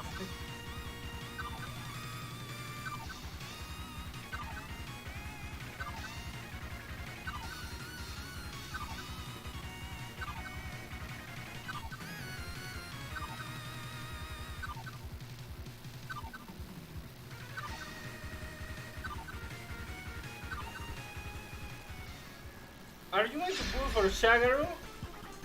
I was going to, but not anymore because I have learned Shagaru is not even a proper Buster character. His reign in the meta will be short.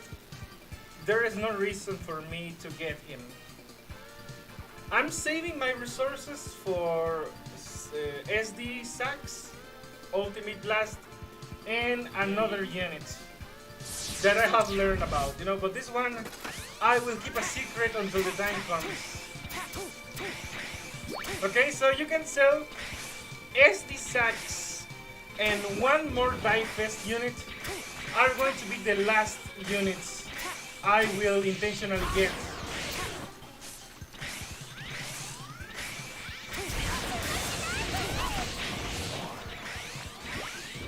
Yeah, there are literally no more units in this game for me.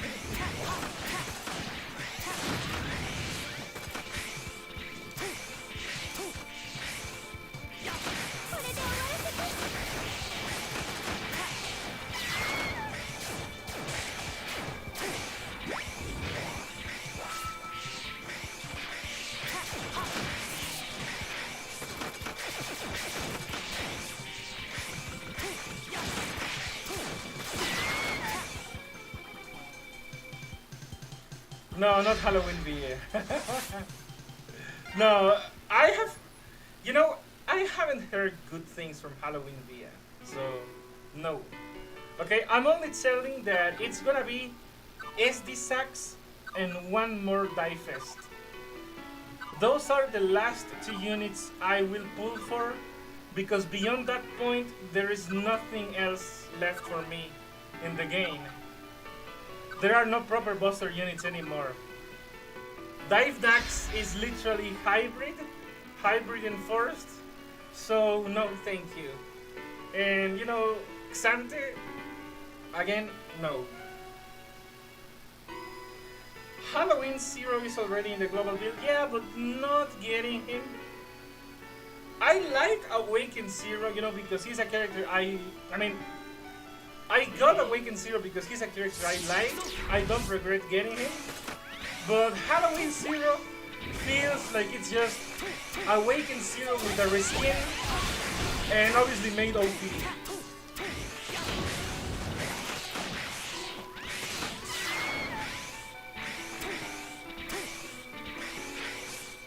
I wish my interests were as narrow as yours, though. I wouldn't be spending as much that way. Well, that is because I follow the path of the Buster. You know, this is a dying art in the global server. So I'm gonna be one of the last left to uphold it. And you know, Buster characters have been in a steady decline ever since the OC meta. So yeah, SD Sax and one more DiVE are the last two viable choices I can get as a Buster main. There is nothing left beyond that point. I think Halloween Zero being in the global build already is making people think the game isn't going to make it to Halloween. Yes. Yes, a lot of people are thinking that this game is not gonna last into Christmas 2023. You know what? I guess that is gonna be up to Nebula Joy. You know, Tycoon is... Well, you know, Tycoon is already fumbling around, but it's up to Nebula Joy not to fumble more on top of that. If they do fumble, it's on them. Because they could actually revert or mitigate Tycoon's fumbling if they had the will for it. But sadly, they don't have it.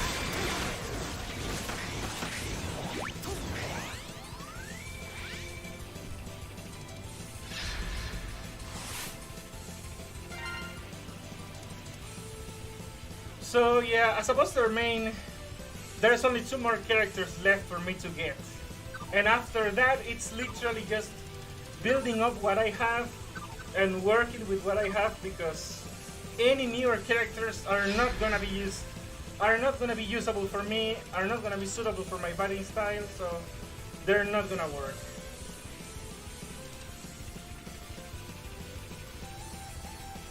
That is also true, but I feel like, you know, with the superior revenue they used to have, Nebula Joy could have made a case for themselves to keep the game alive even if Tycoon fumbles so bad that Taiwan ended. They could make a case, but in the current state, no, they can't.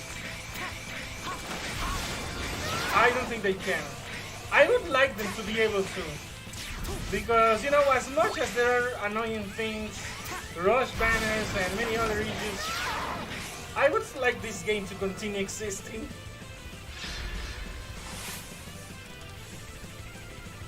Yes, I know.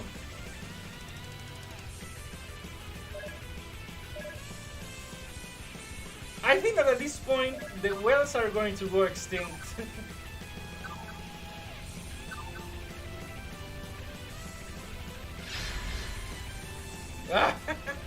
Okay, I guess there's no one else besides Shan Advance. Well, never mind. I did fight another guy, but it was an AFK. Never mind. Okay, but this is not fair.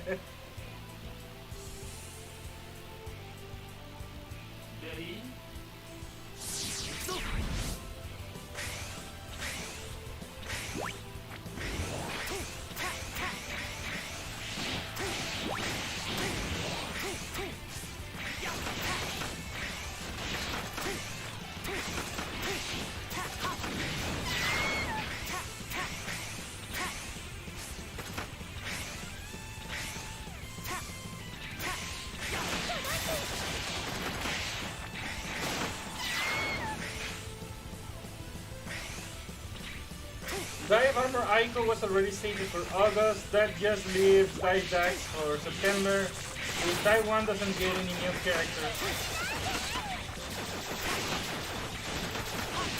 You know what?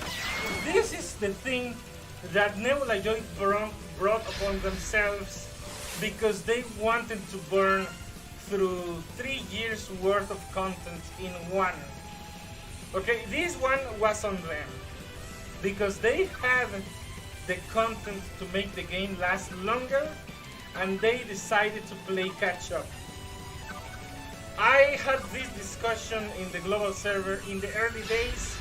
I warned everyone against it. I even argued with Papu about it because Papu wanted it. I told him this is exactly what would happen.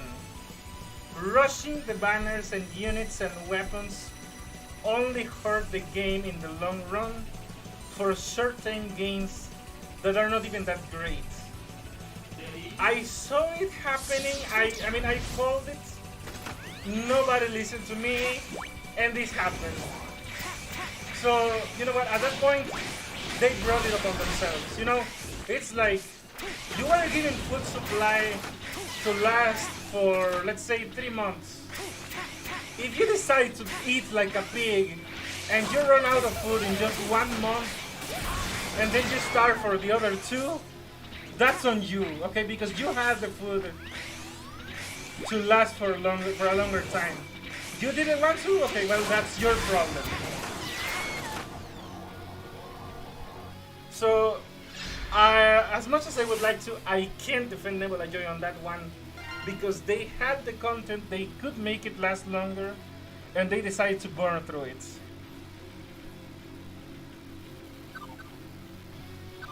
Did you make it to GA5? Yes, Reno, I made it to GA5. No Mega Man XOD? I'm just gonna try to finish my... I think that with this I should have 10 matches. I wasn't keeping a complete count, but roughly estimating.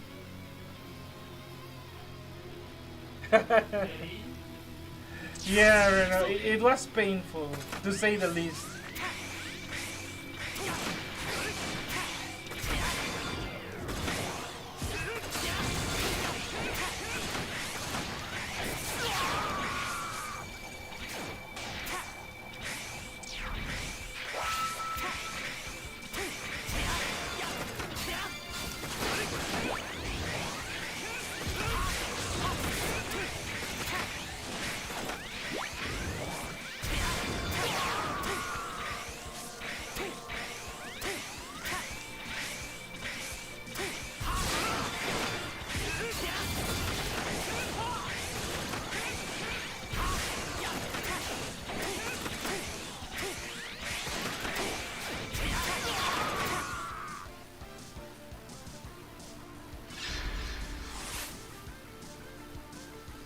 True comes the character of Mega Man X Ultimate Armor versus DiVE Armor. I mean, I remember when DiVE Armor Dax was a joke. I remember the times where that was a joke and not an actual damn unit. I'm sad that they... You know what? You see, my count was a little off, okay? I need to do one more fight, and that's gonna be it. So yeah, I remember when DiVE Armor Dax was a freaking joke. Not a thing that Taicom had to take seriously. I'm actually mad that they made that happen because it was completely uncalled for to make a second Dax just to spite the original.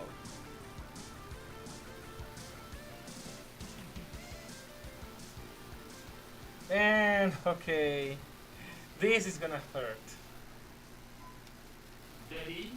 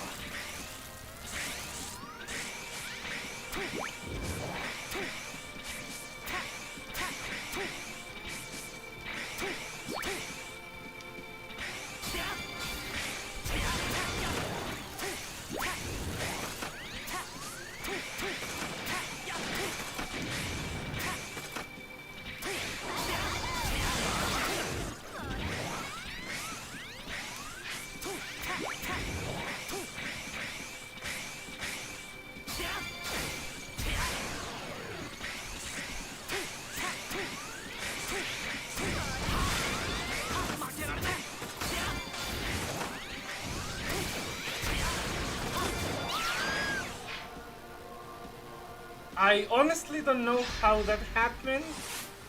I was supposed to lose. But okay. Alright, I'll take it.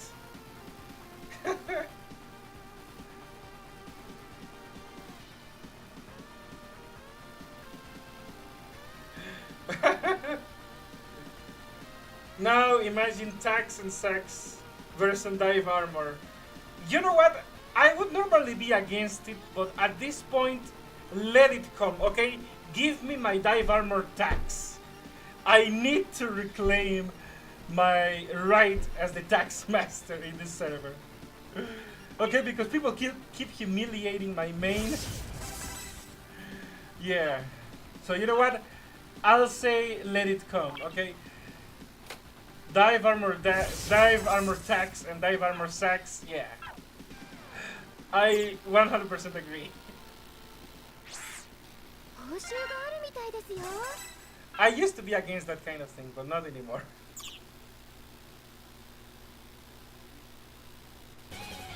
Next, Dive Armor X already has Sax and Tax's special moves as chips. Okay, now that kinda bothers me. Yeah, no, I don't like that. No. Okay, the sheer disrespect. Stealing moves from Tax and Sax. Come on.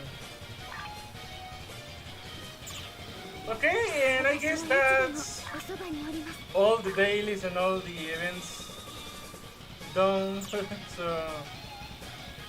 alright. Hyper Dive Armor. I guess that would be the next step, you know? Hyper Dive Armor X. And then Super Hyper Dive Armor X. Mega Super Hyper Dive Armor X, or you know, Ultra Super Mega Hyper Dive Armor X, etc.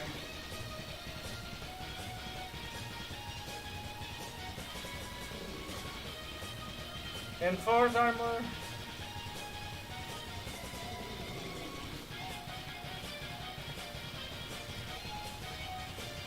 Well, I don't know who you're using, but okay, I'm gonna hop on Sim and fight you. Well, I'll try to fight you. Let's see.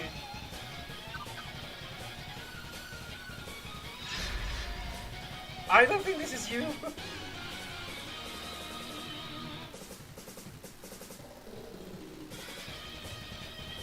Now, if he returns to the Gaia Armor versus Dive Armor, would be a fatal, a little tank. Gaia Armor is powerful enough. I'm not sure if a Dive Armor upgrade so soon would be necessary.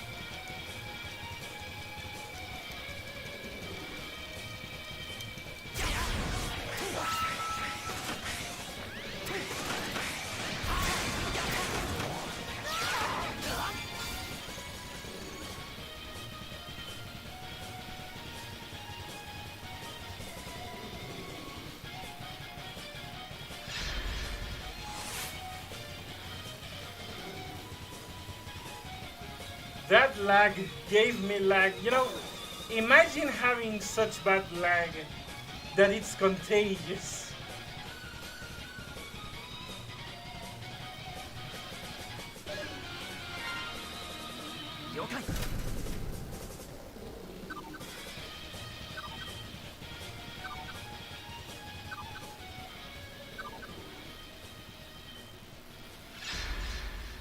Okay, I guess this is you, not Hollow. You know, you say this is your alt, but this is a freaking Dive Zero, fully built. I know I don't actually stand a chance. especially with Grudge Axe, you know. This is gonna be just a free humiliation on my part. I was expecting something not as oppressive. But okay, alright.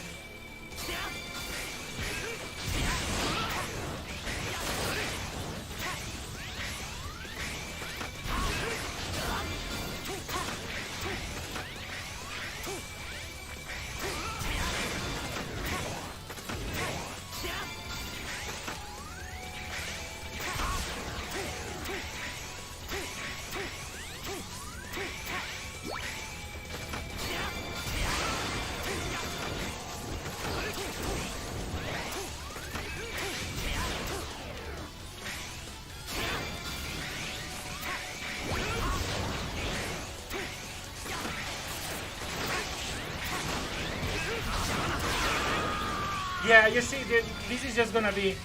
That's gonna be the entire match. Yeah. I remember Starlight's wise words.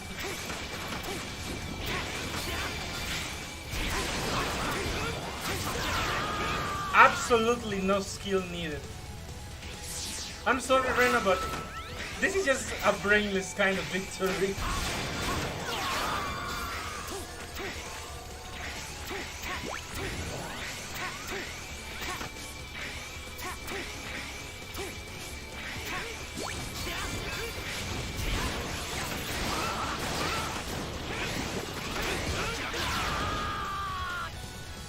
Yeah. Of course, lock me on the ground, remove all my buffs. I don't have any chances to fight back, of course. I'm not even mad, you know. It's just that with that kind of character, you don't get a chance to fight back, so what can I say?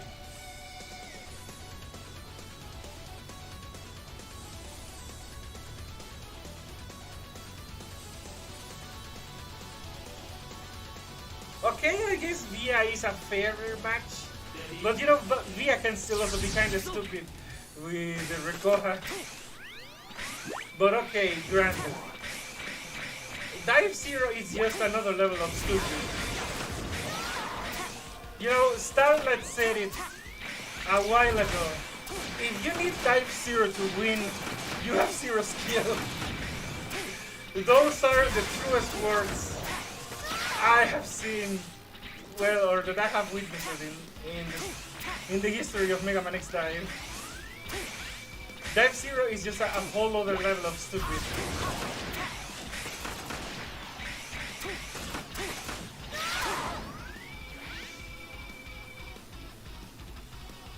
I guess. I mean, after you get humiliated by the whales 1,000 times, I guess you kinda get the sensitivity to it.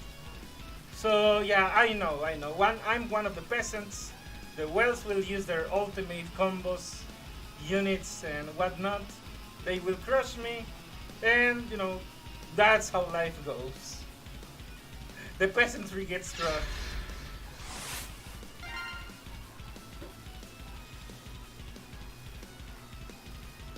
Yeah, I think that the problem is that, for example, Dive Zero roots you to the ground and there is no escaping that debuff. You can't block it with preventive, you can't cleanse it, so it's basically a guaranteed screw you. That's why I have issue with Dive Zero, because there is no point to fighting when you don't have any chances to fight back. You know, it's like, imagine that someone challenged you to a duel with pistols, and before the fight actually starts, they cut your arms. So, and then the duel with pistol starts. Yeah, what the hell are you going to do? Exactly. That is the same principle. That is exactly the same principle. There is no fighting back. And at that point, it's not even a fight, you know, it's a slaughter.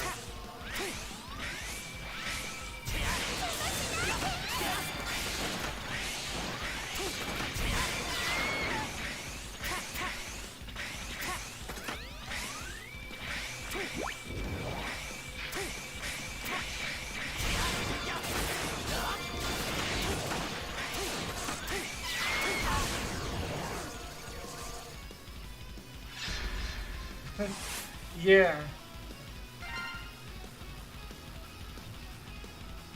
You know, the only way you can beat Dive Zero is when you fight someone who obviously over relies on him.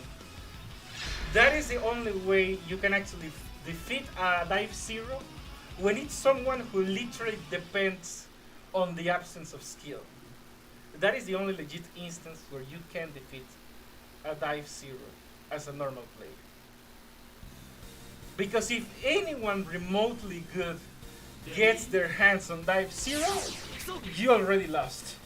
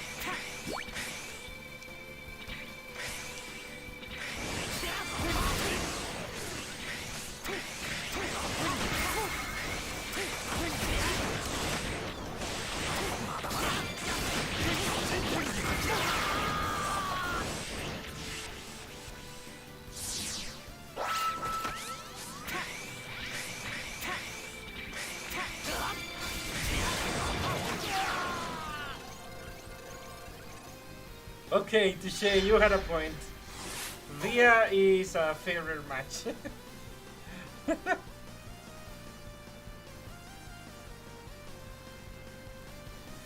Did you see the new 35th anniversary art yet? No, I haven't.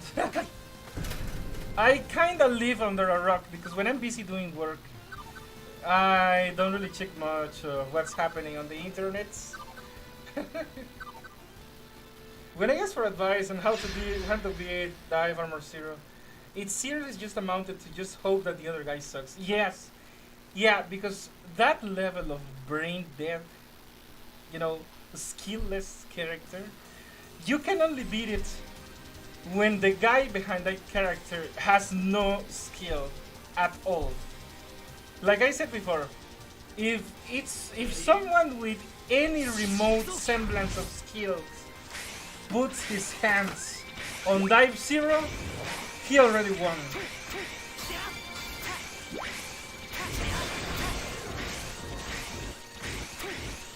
Or you know what? Put it more elegantly. The only time you can beat a Dive Armor Zero is when you fight those who truly need him. I guess that's a better way to put it. The only time you can beat Dive Armor Zero is when he's wielded by those who truly need him.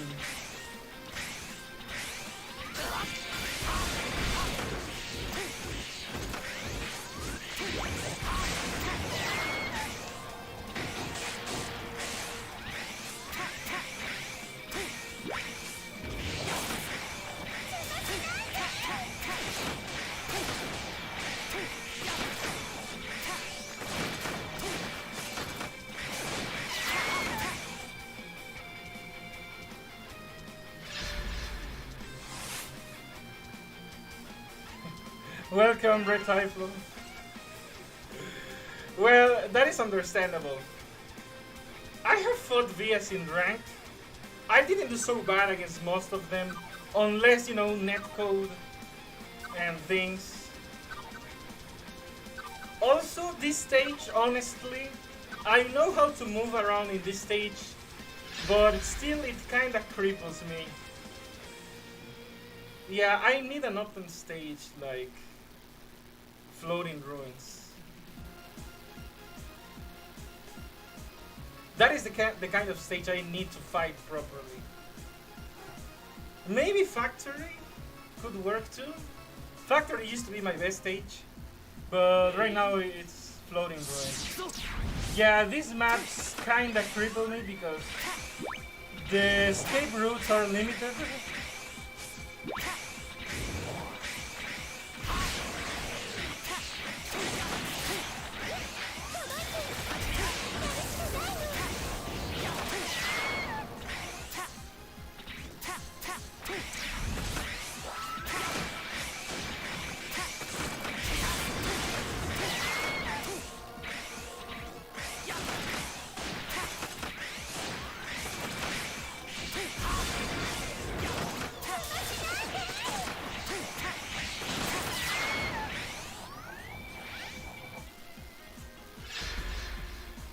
I'm more late than this late DiVE stream.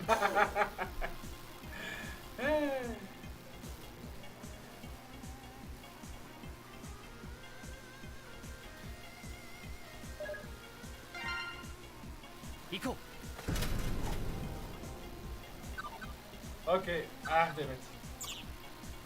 Okay. 了解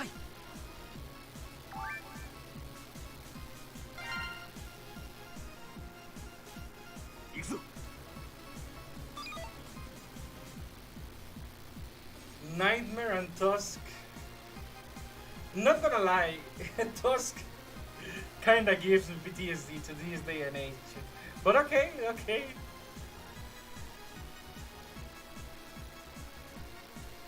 俺を楽しませてくれるといいがな Well, never mind. By the way, guys, while I was doing this stream, I was thinking that I saw that it was getting late for the Mega Man X stream. So I think I'm gonna be changing the plans. Hola, Sunlook. I think I'm gonna be changing the plans. And I think that tomorrow I'm gonna do the Mega Man X stream that should have been today. And I suppose that on Tuesday or Wednesday, I'm not sure, I could finish Mega Man 8.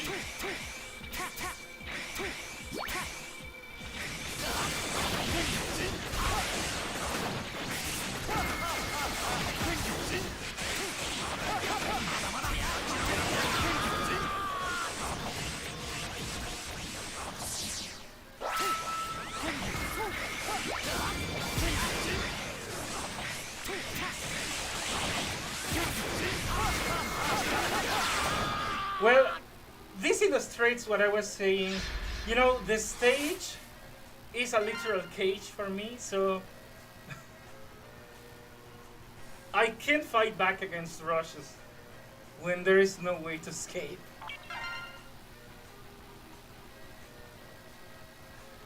Yeah, this is why maps like this cripple my fighting style, because if the enemy chooses not to let me breathe, they can do it easily.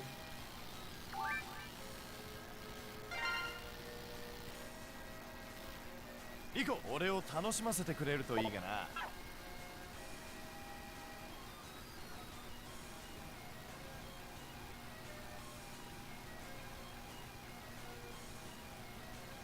You're almost done with Mega Man 8 if you ignore the last balls. There's only 4 wily stages.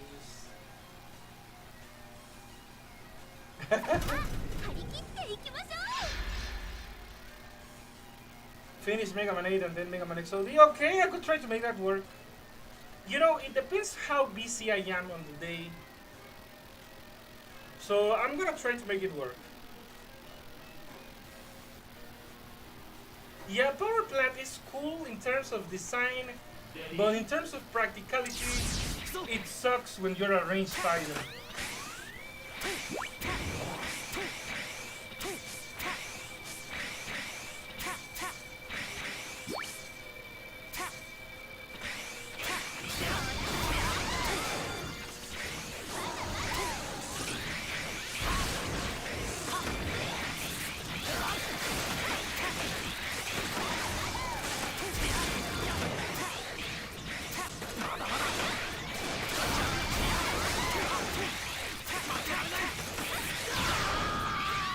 Again, you see, if the enemy doesn't want to let me breathe, they can easily do it. And there's not much I can do to defend myself.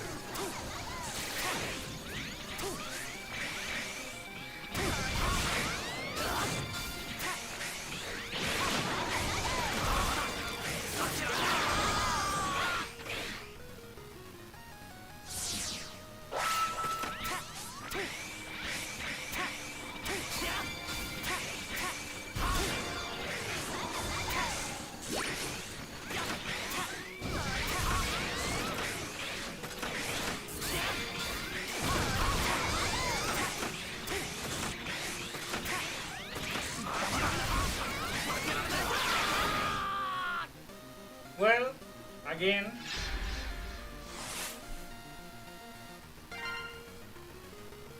there's nothing you can really do to fight back in maps like this, unless you go the same route as people. I mean, almost everyone and their mother is melee in North America.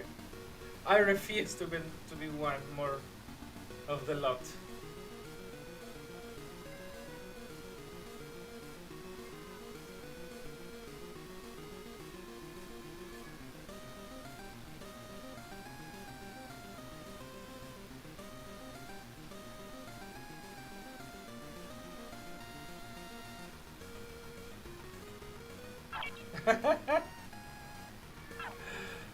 Okay, that is a fair point. Okay, I guess I'm gonna finish Mega Man 8 on Monday and then do Mega Man XOD after. Okay, I will try to make it work.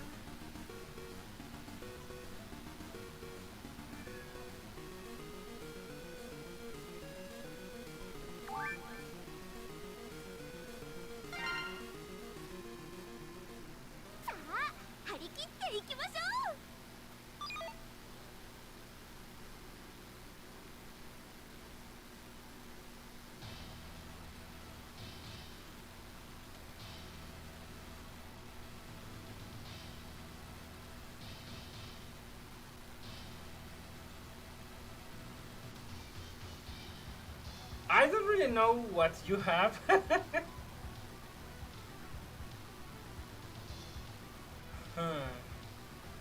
I feel like Nightmare Zero might be a decent matchup. Even then I could probably lose in some ridiculous way, you know, but at least it's not Celebration Rico.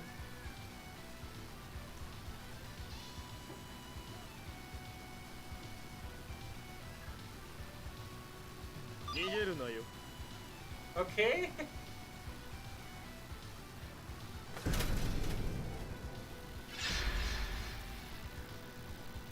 Well, you know what? The thing is that as early as when Proto EXE arrived to the game, being hard carried by a character became possible. But even then, you know, there were ways to deal with Proto Man EXE. That is the main difference with that and now. I think that the point at which the meta became hard carry, borderline unplayable, is since Xenover Iris' banner. You know, that was, you know, with Xenover Iris, it was the beginning of the end. Okay, I didn't expect the matchup to be like this.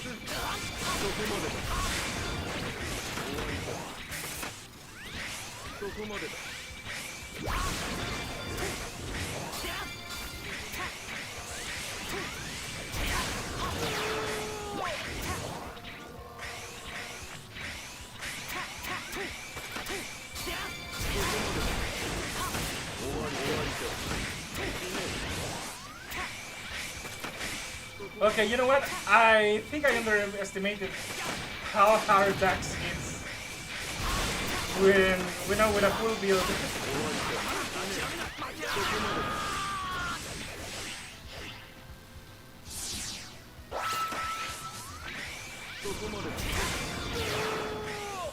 Okay, you know what? I will admit it was my bad.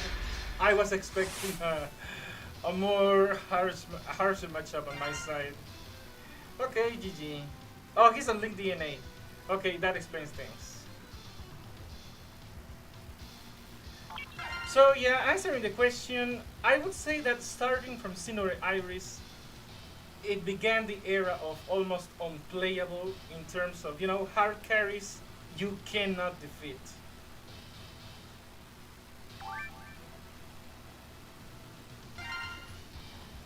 And you know what? The trend got made worse, for example, with Dr. Fight, via Erato.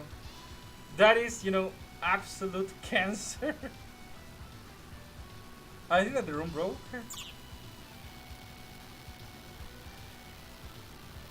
So yeah, I was saying, yeah, absolute cancer, those units. Yeah, at that point, there are no chances for you to fight back, so why even bother?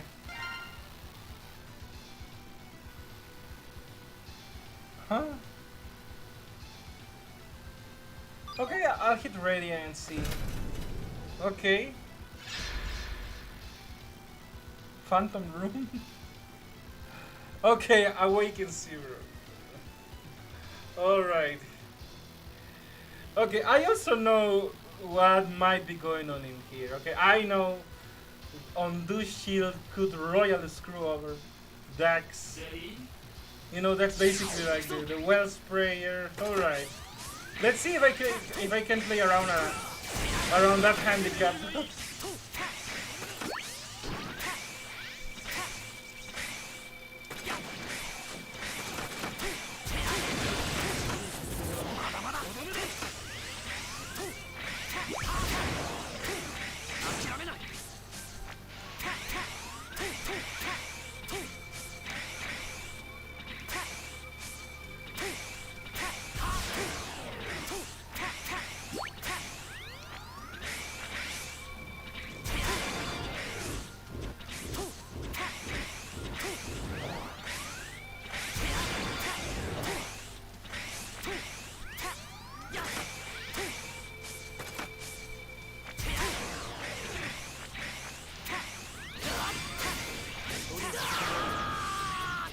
Well, I was kind of expecting it. What else can I say?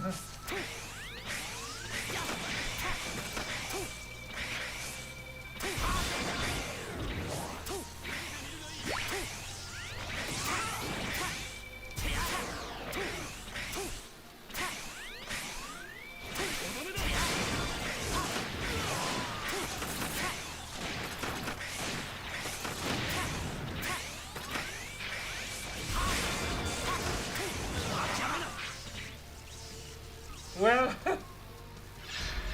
but you see, it was kind of close, and I'm handicapped in that I couldn't really use my shield freely. Super Saiyan Zero. Yeah, that is correct. ZX fans are angry that there is no representation on the 35th anniversary art. Somehow, I'm not surprised. And at the same time, I guess I kind of am surprised that they couldn't even bother to try to represent ZX Advent or ZX.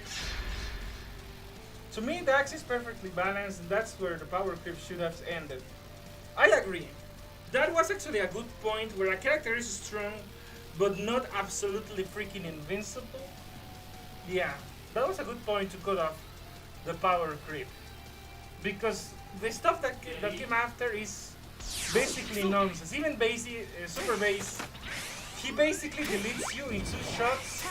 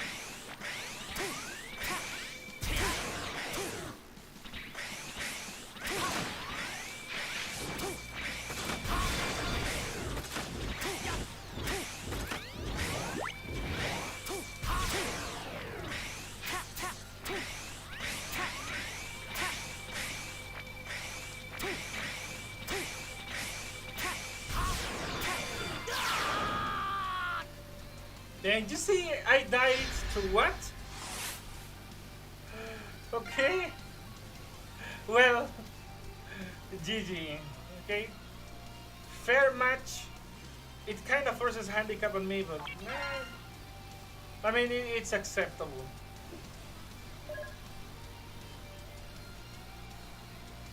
Usually Model ZX is in group shots of the Mega Man franchise, but there's none this time. I guess the Zero ZX collection really did sell that poorly. Exactly, I have seen some players who say Dax is ultra powerful, but it's perfectly balanced. Yeah.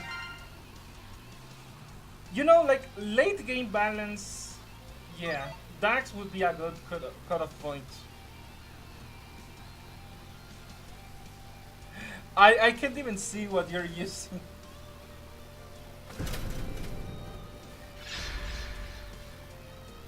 Okay, yeah, I already know this tango.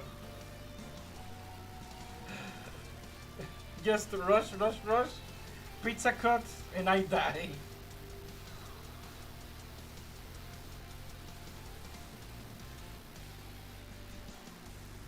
Ready?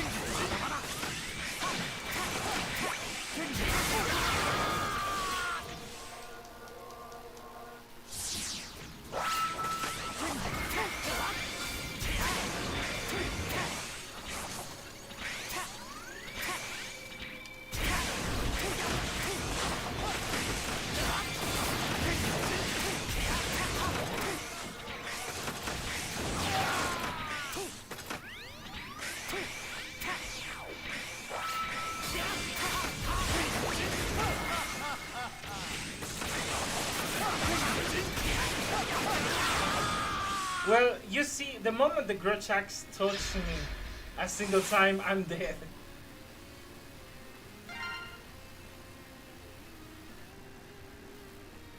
I only have a fighting chance as long as that thing doesn't touch me. That kind of feels like the power gimmick of an enemy villain, you know, like you can only defeat him as long as you don't let his weapon cut you, because if he cuts you, you die.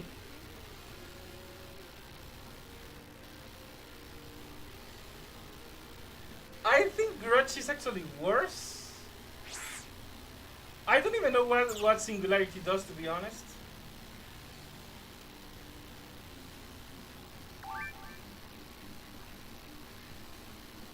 Okay, so there is a difference. Huh. I didn't even know the difference. I thought that it was more or less the same thing. Singularity and Grudge.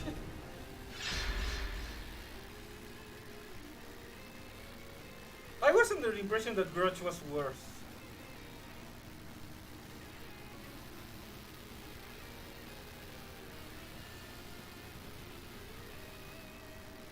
Okay.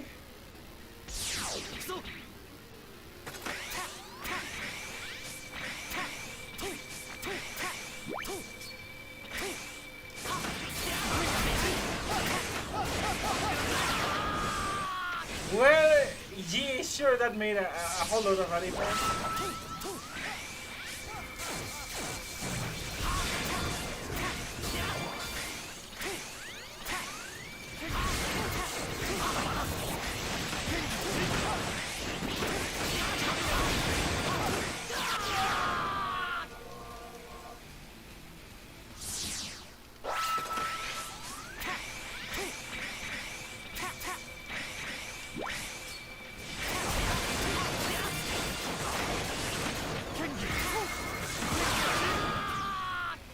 Well, again, if the enemy rushes me with a melee weapon, I guess, any melee weapon, it will be just the same thing. I will die. That really didn't make a whole lot of a difference.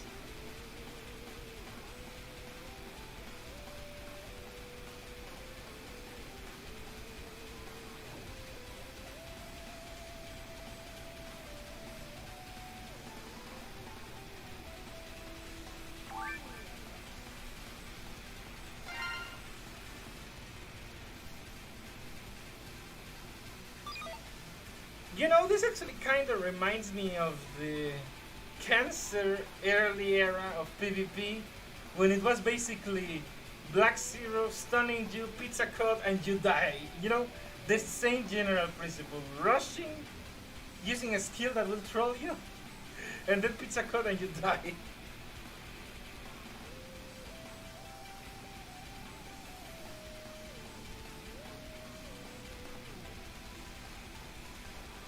Plus, some people like the Singularity Saber better than Grudge because it's first form Omega Sword. I agree that it looks better than Grudge Axe.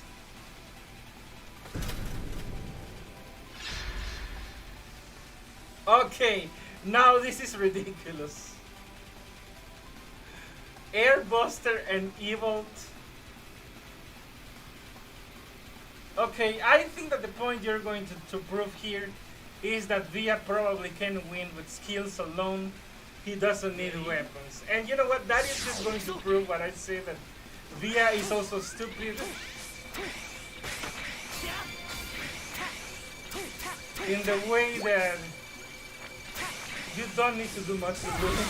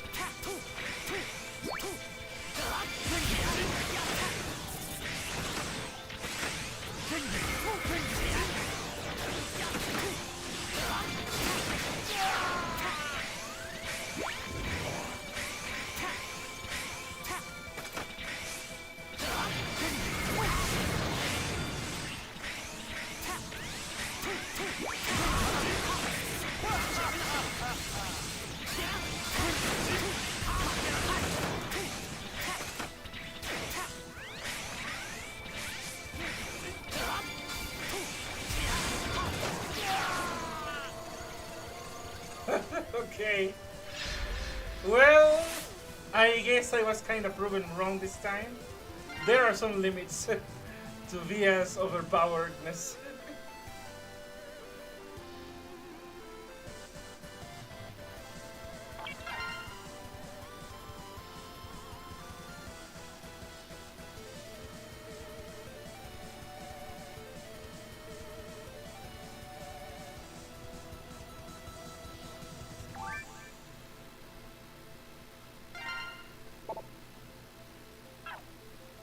What?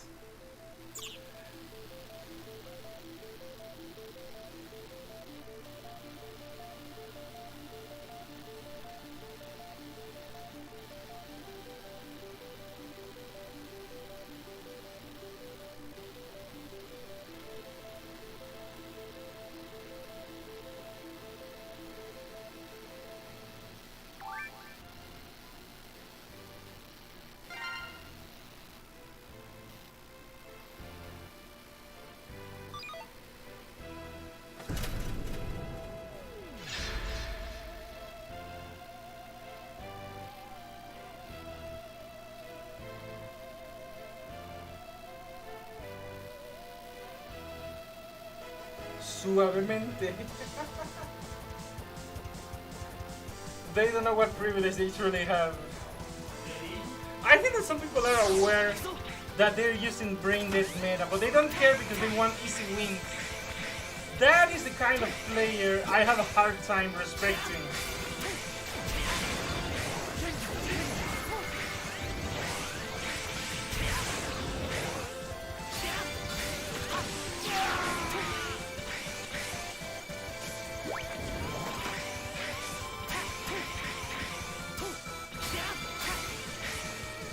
Okay, I don't know what the hell happened, I guess.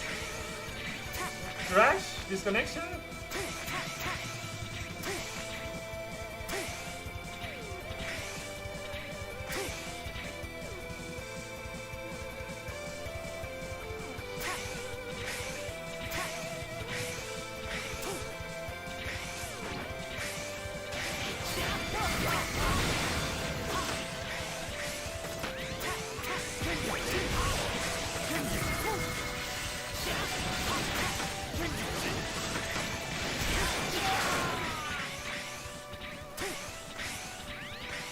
Okay, I'm not sure what is going on here this time.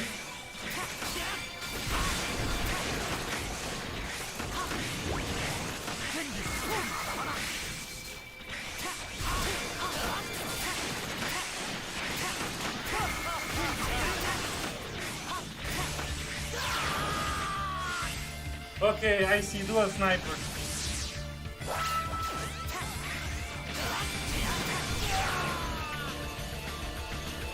Well, dual buster. Okay.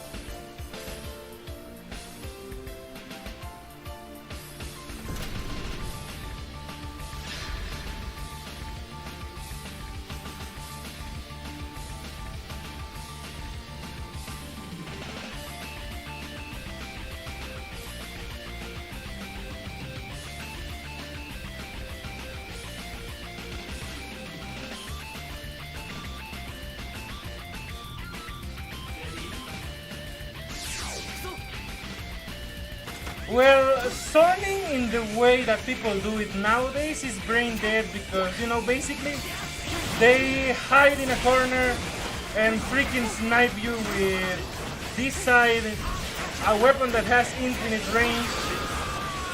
So yeah, zoning that way is brain dead, no skill required.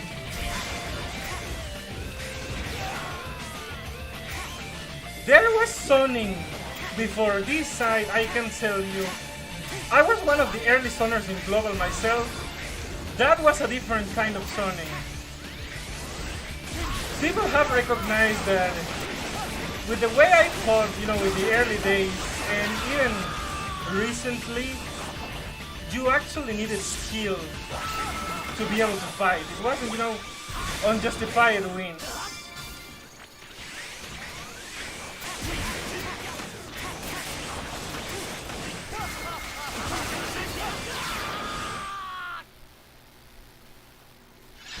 Well, and again, you see how absurd Grudgeaxe is.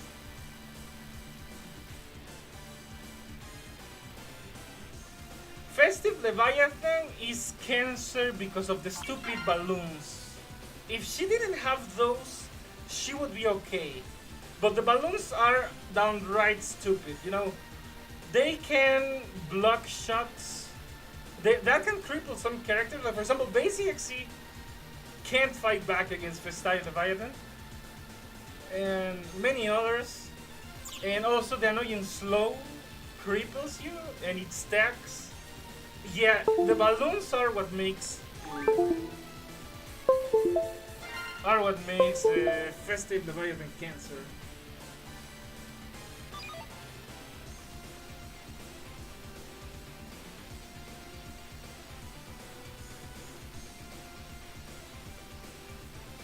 Yeah, I agree. Yes, exactly. You know what? As one of the few tax mains that was ever relevant in Global. Well, relevant because half the community hates me, and the entirety of the Taiwan community, for that matter. So, yeah.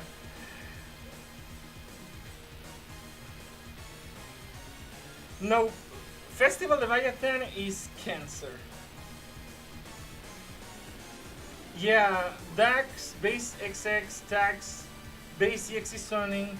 That was the days before zoning became corrupted.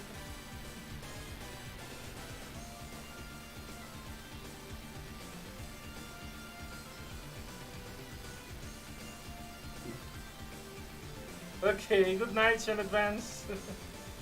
I know that it's getting late. I mean, it's a Sunday night.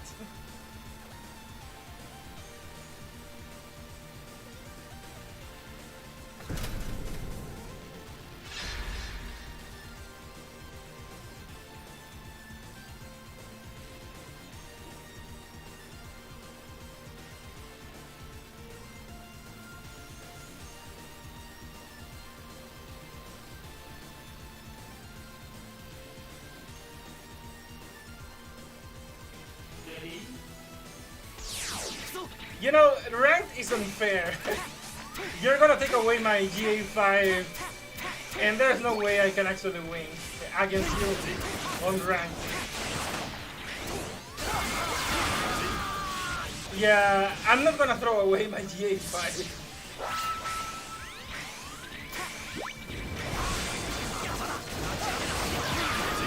Yeah, you see? This is exactly what would happen in ranked. No, thank you.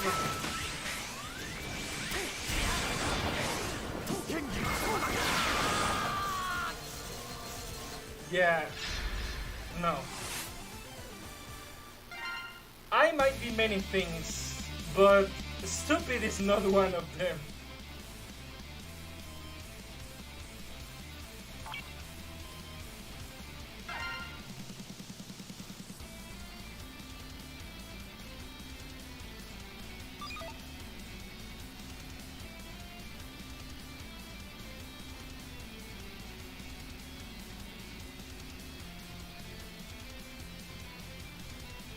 The thing is that Festive Leviathan virtually doesn't even need the iframes because you can't even reach her. You can't even touch her. So the least you could have is that if you can somehow land an attack, it's not gonna be blocked.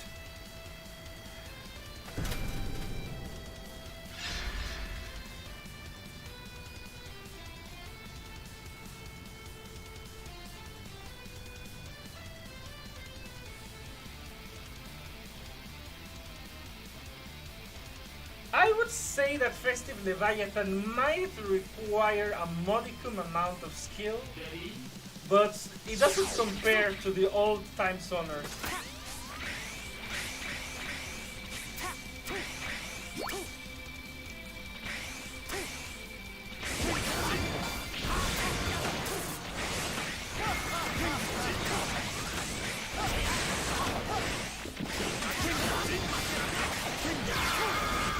You see, a single touch of the axe, and that's when I die. I'm not kidding.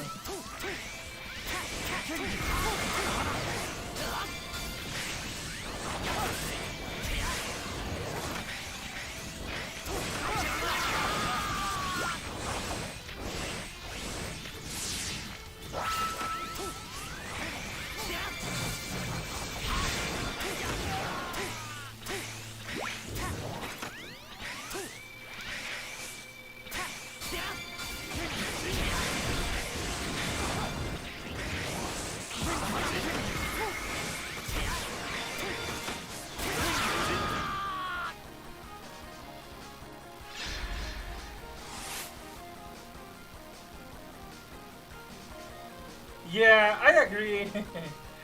I agree with that, yeah. That's what I'm saying. Festive Leviathan doesn't exactly require much skill. Might need a minimum amount of skill. But at the end of the day, she's a cancer character.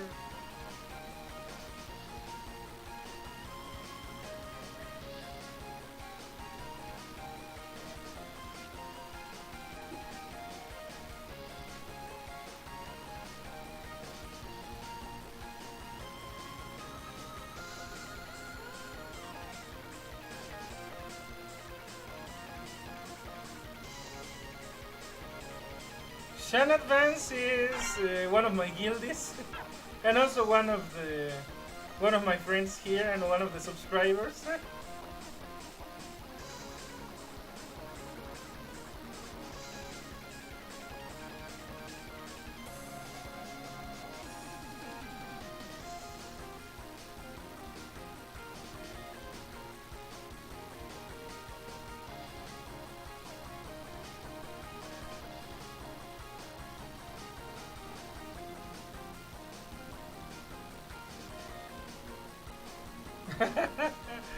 He's starting out in dive, so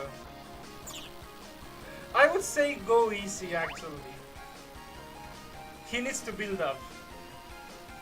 Okay.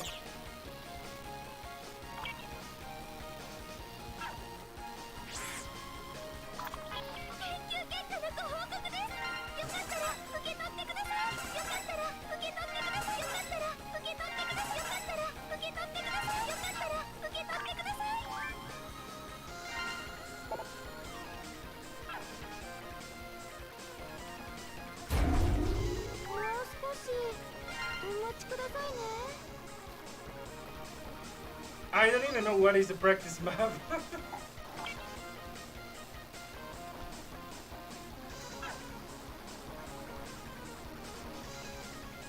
Okay, alright, wait. 了解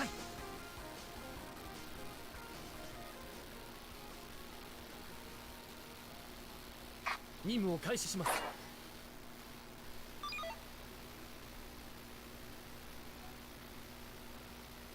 Have you had any water? I had before I started the stream. I should probably have more. Yeah.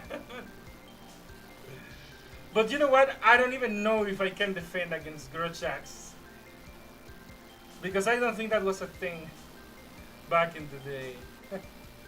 But alright, okay. Well, not my best stage, but you know what? I'll take it over power plant.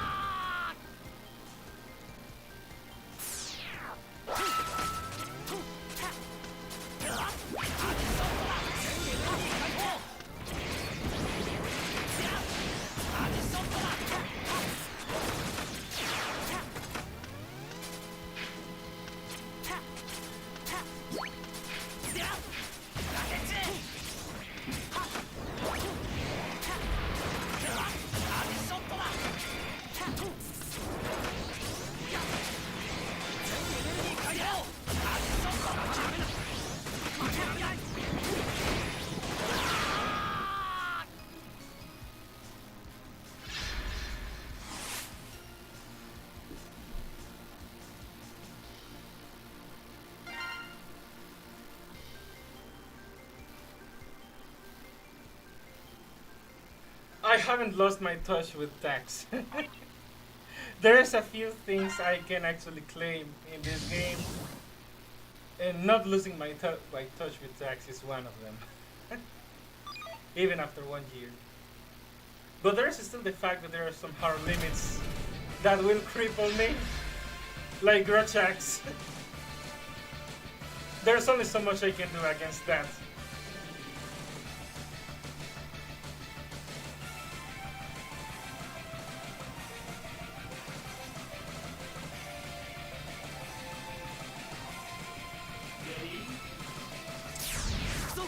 You know, it will be a sad day that if I ever lose my touch with tax.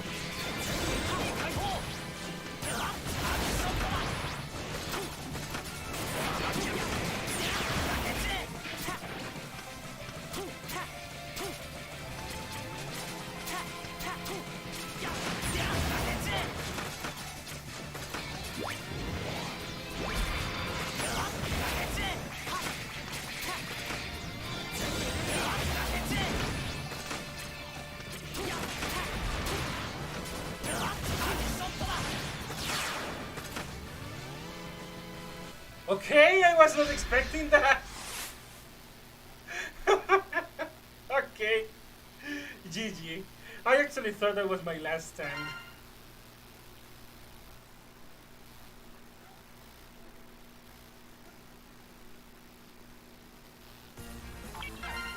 I was sure I was going to die right after that one.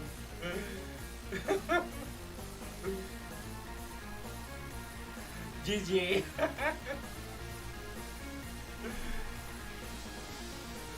Well, I think, you know, all things considered, at least my in-game nick holds true.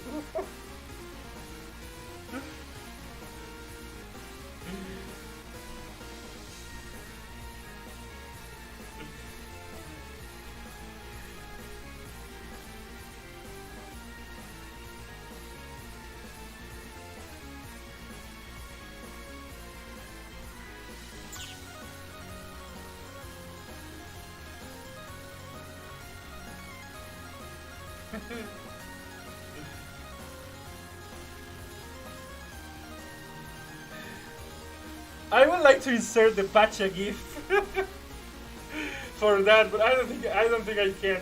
The keyboard won't let me. Okay, did you post it, Roncat? The 30th anniversary art? Okay, I just saw it. Okay, let's see. So we have classic Mega Man, Mega Man EXE, Volnut, Star Force, X, Zero. Yes, there's one missing, and they didn't care.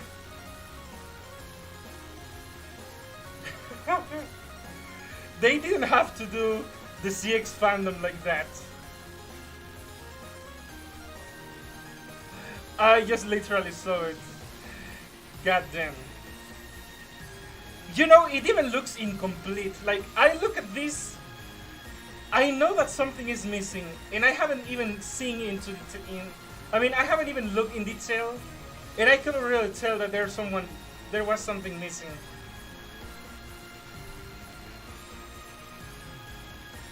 Yeah. Alright, good night, Reno. Yeah, I remember that art that you posted for the 20th anniversary. That actually looks complete.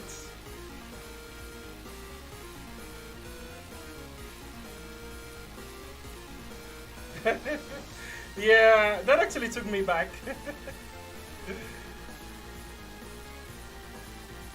15 years ago. God damn it. I was in high school at that time. Why do I have to feel old?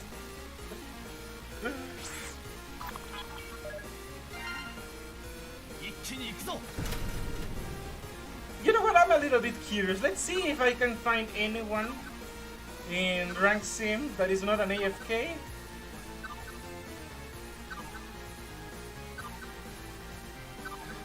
"15 years ago since we got a non-classic game, Star Force 3 in 2008.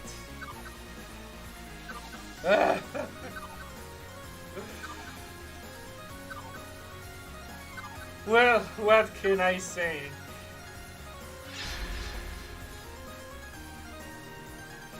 Okay. That that was unnecessary.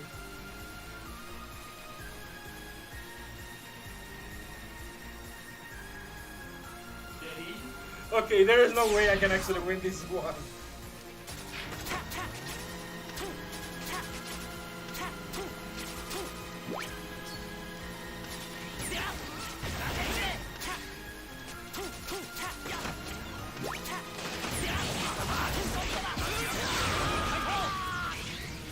Yeah, there's just no way.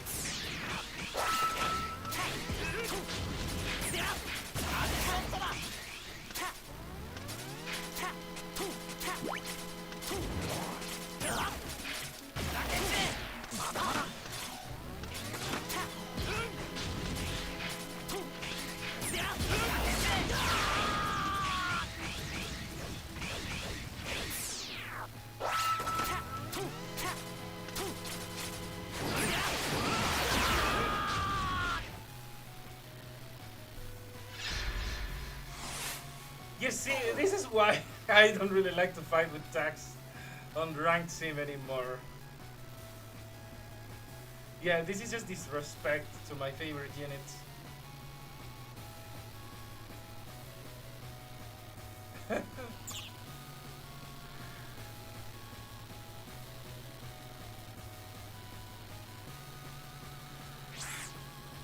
Well, you got me good. I wasn't expecting to be trolled like that.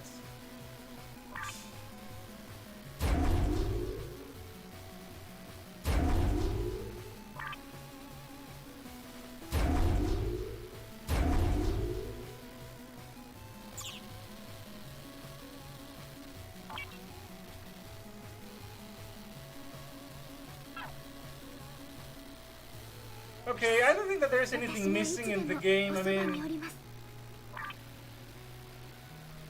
well, doing Jacob hard, but I don't know if I'm up to do that right now.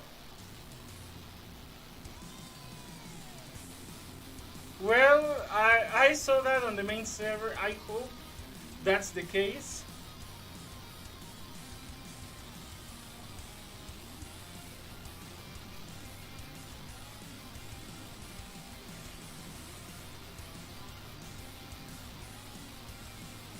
Since Europe got Thunderbeam Mega Man DNA, yet for some reason North America did. Yeah, you know, that's one of the things that doesn't make any sense I know that Europe is neglected, but why are you going to give them things that North America doesn't when it's literally the same APK? I understand Latin America, and even then, you know, it shouldn't be the case, but this one it's literally the same app, and you know, it sometimes it feels like it's almost out of spite, you know.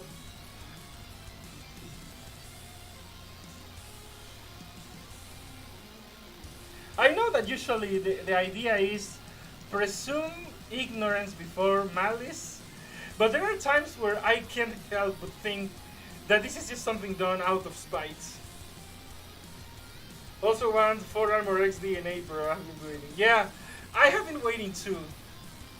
But you know what? At this point, I don't even know if it's worth it.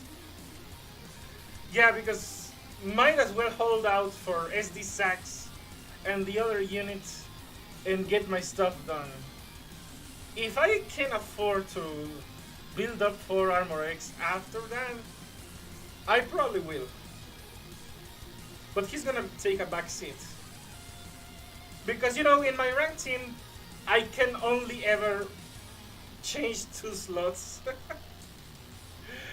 So, if things come, you know, if things get really bad, I would have to retire Sax and Dax and replace them with whatever other units. But that would be an extremely worst case scenario. But you know what? No matter what, I'm not gonna remove tax from my team. I made that promise 1 year ago. I'm still not going to break it, so there is that. So I can only ever change around 2 slots in my PvP team, so that means I can only have 2 other build characters be worth it.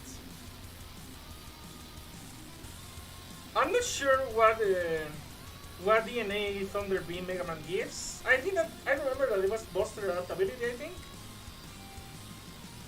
I don't remember if it was something about stun related, or I don't even know what is Thunder Beam's unique RDNA. But also, I don't really remember what is SD Sax's DNA.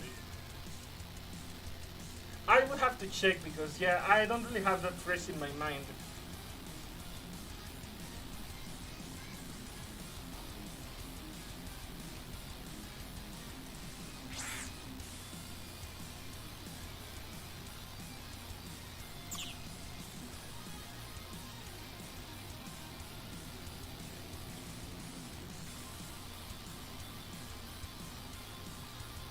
Yeah, I will have to look it up. Yeah, as for the other units, I will also have to research what kind of DNA they have for it to work.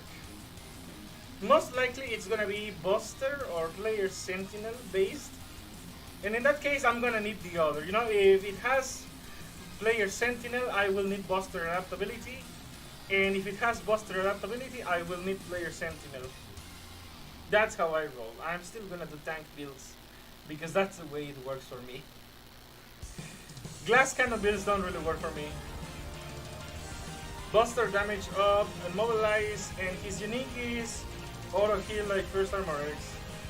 Okay, auto repair, Buster damage. You know what? That sounds like Raid DNA. I mean, that sounds like it would have more uses Raid DNA than PvP.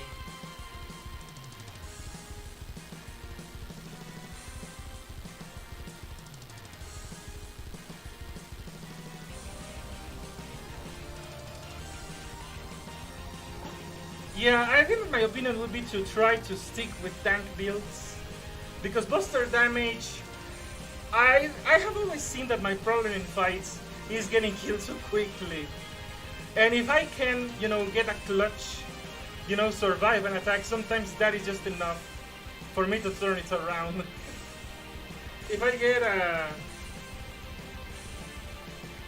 if I get a glass cannon build, I'm just going to die before I can get to do anything else.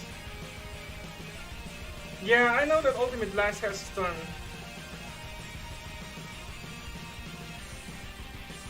Okay, I will build up Thunder Beam's DNA and, well, keep it in reserve and see what happens. But I think that I'm gonna be rolling with tank builds if I can help it.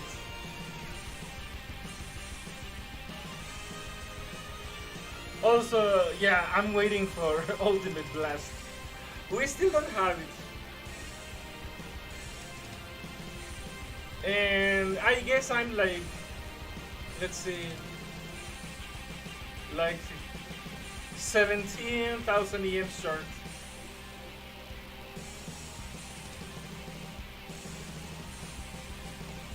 Two months, so July. Okay, well, by then I should have SD Sax and the other character.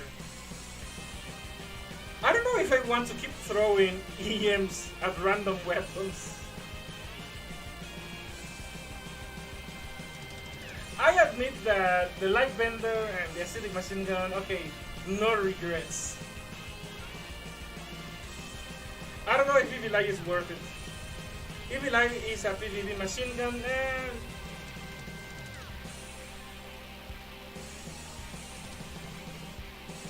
you know what? At this point, the only reason I might get it is raid, TPB, or for backup. Okay, you know what? In that case, I'm gonna skip it. You know, it's not worth it. Not even for backup.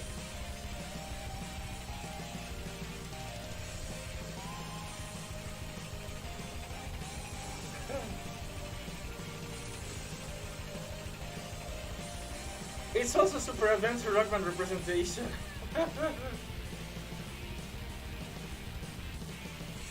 Okay, I should have seen it coming, you know, with the name Evil Eye.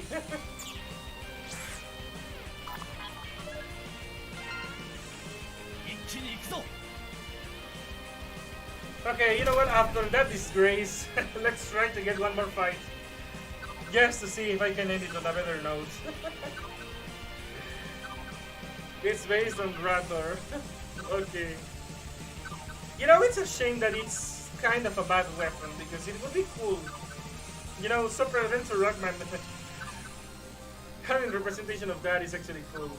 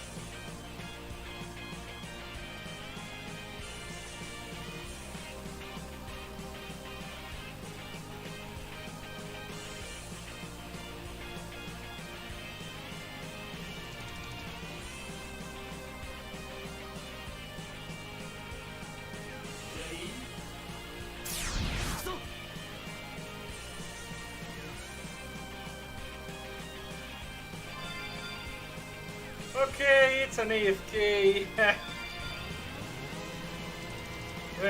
Alright. I guess I shouldn't have expected more.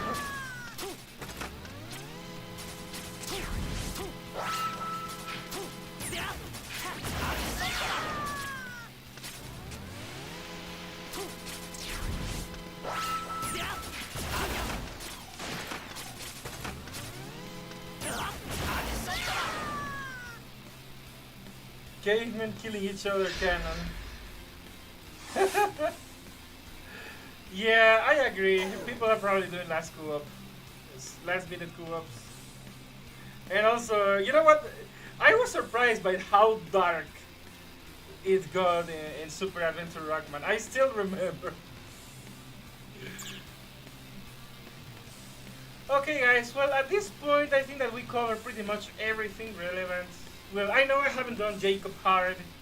I will probably do it on the next dive stream, which might come on Friday. I'm gonna try to make it happen on Friday. So I'm gonna mention the plans for the next week. Okay, so I think that I'm gonna do what Roundcat suggested. I'm gonna try to have Mega Man 8, you know, finish the game. I would like to try to get all the balls. I don't know if I can pull it off. It depends on how long it takes. And besides that, you know, Mega Man XOD, you know, the stream that I should have done today. And let's see, you know what, Tuesday, Wednesday, again, not really gonna do much in the way of streaming. I need to upload more videos. I need to record more videos because I haven't recorded in a while.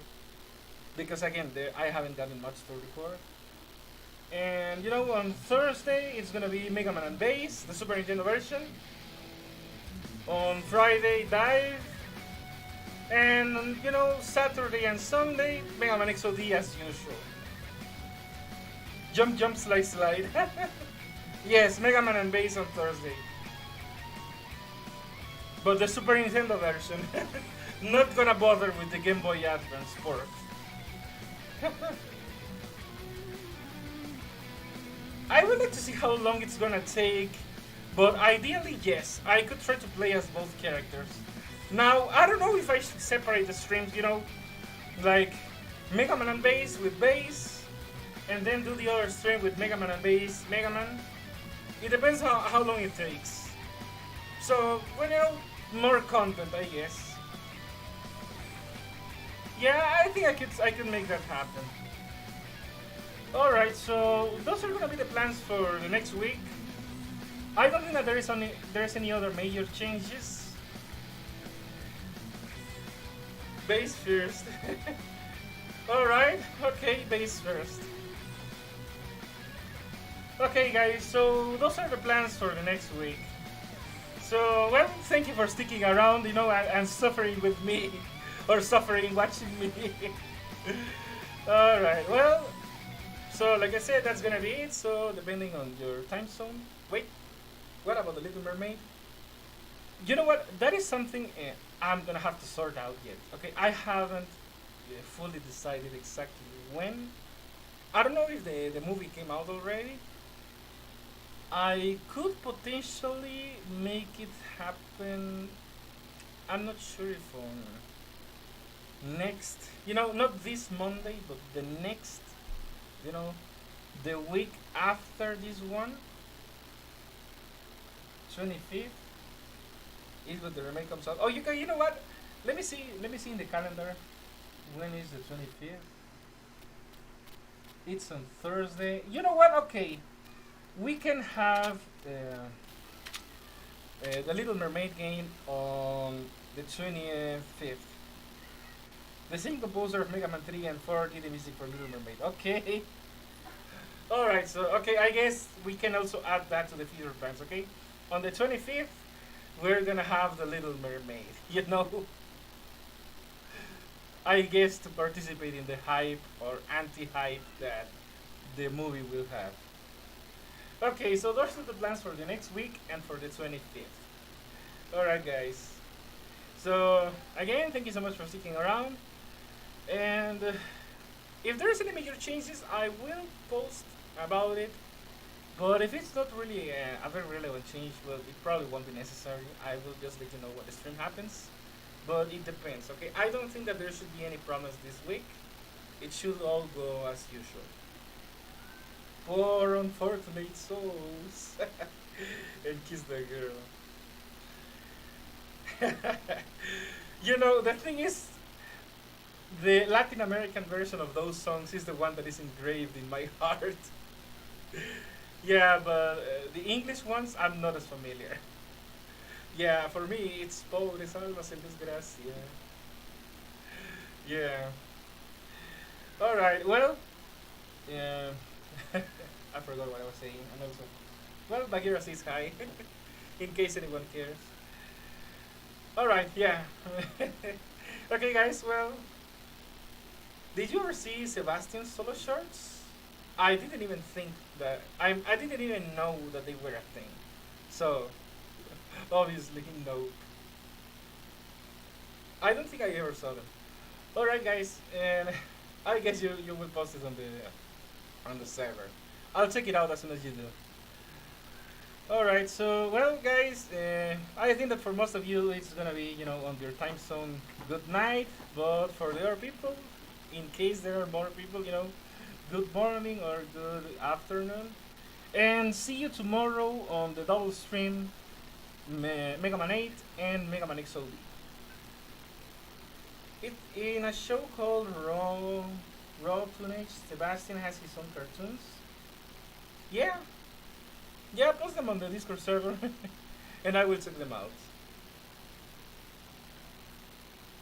Alright, guys. Well, that's gonna be it for tonight. So, again, see you on the next streams tomorrow.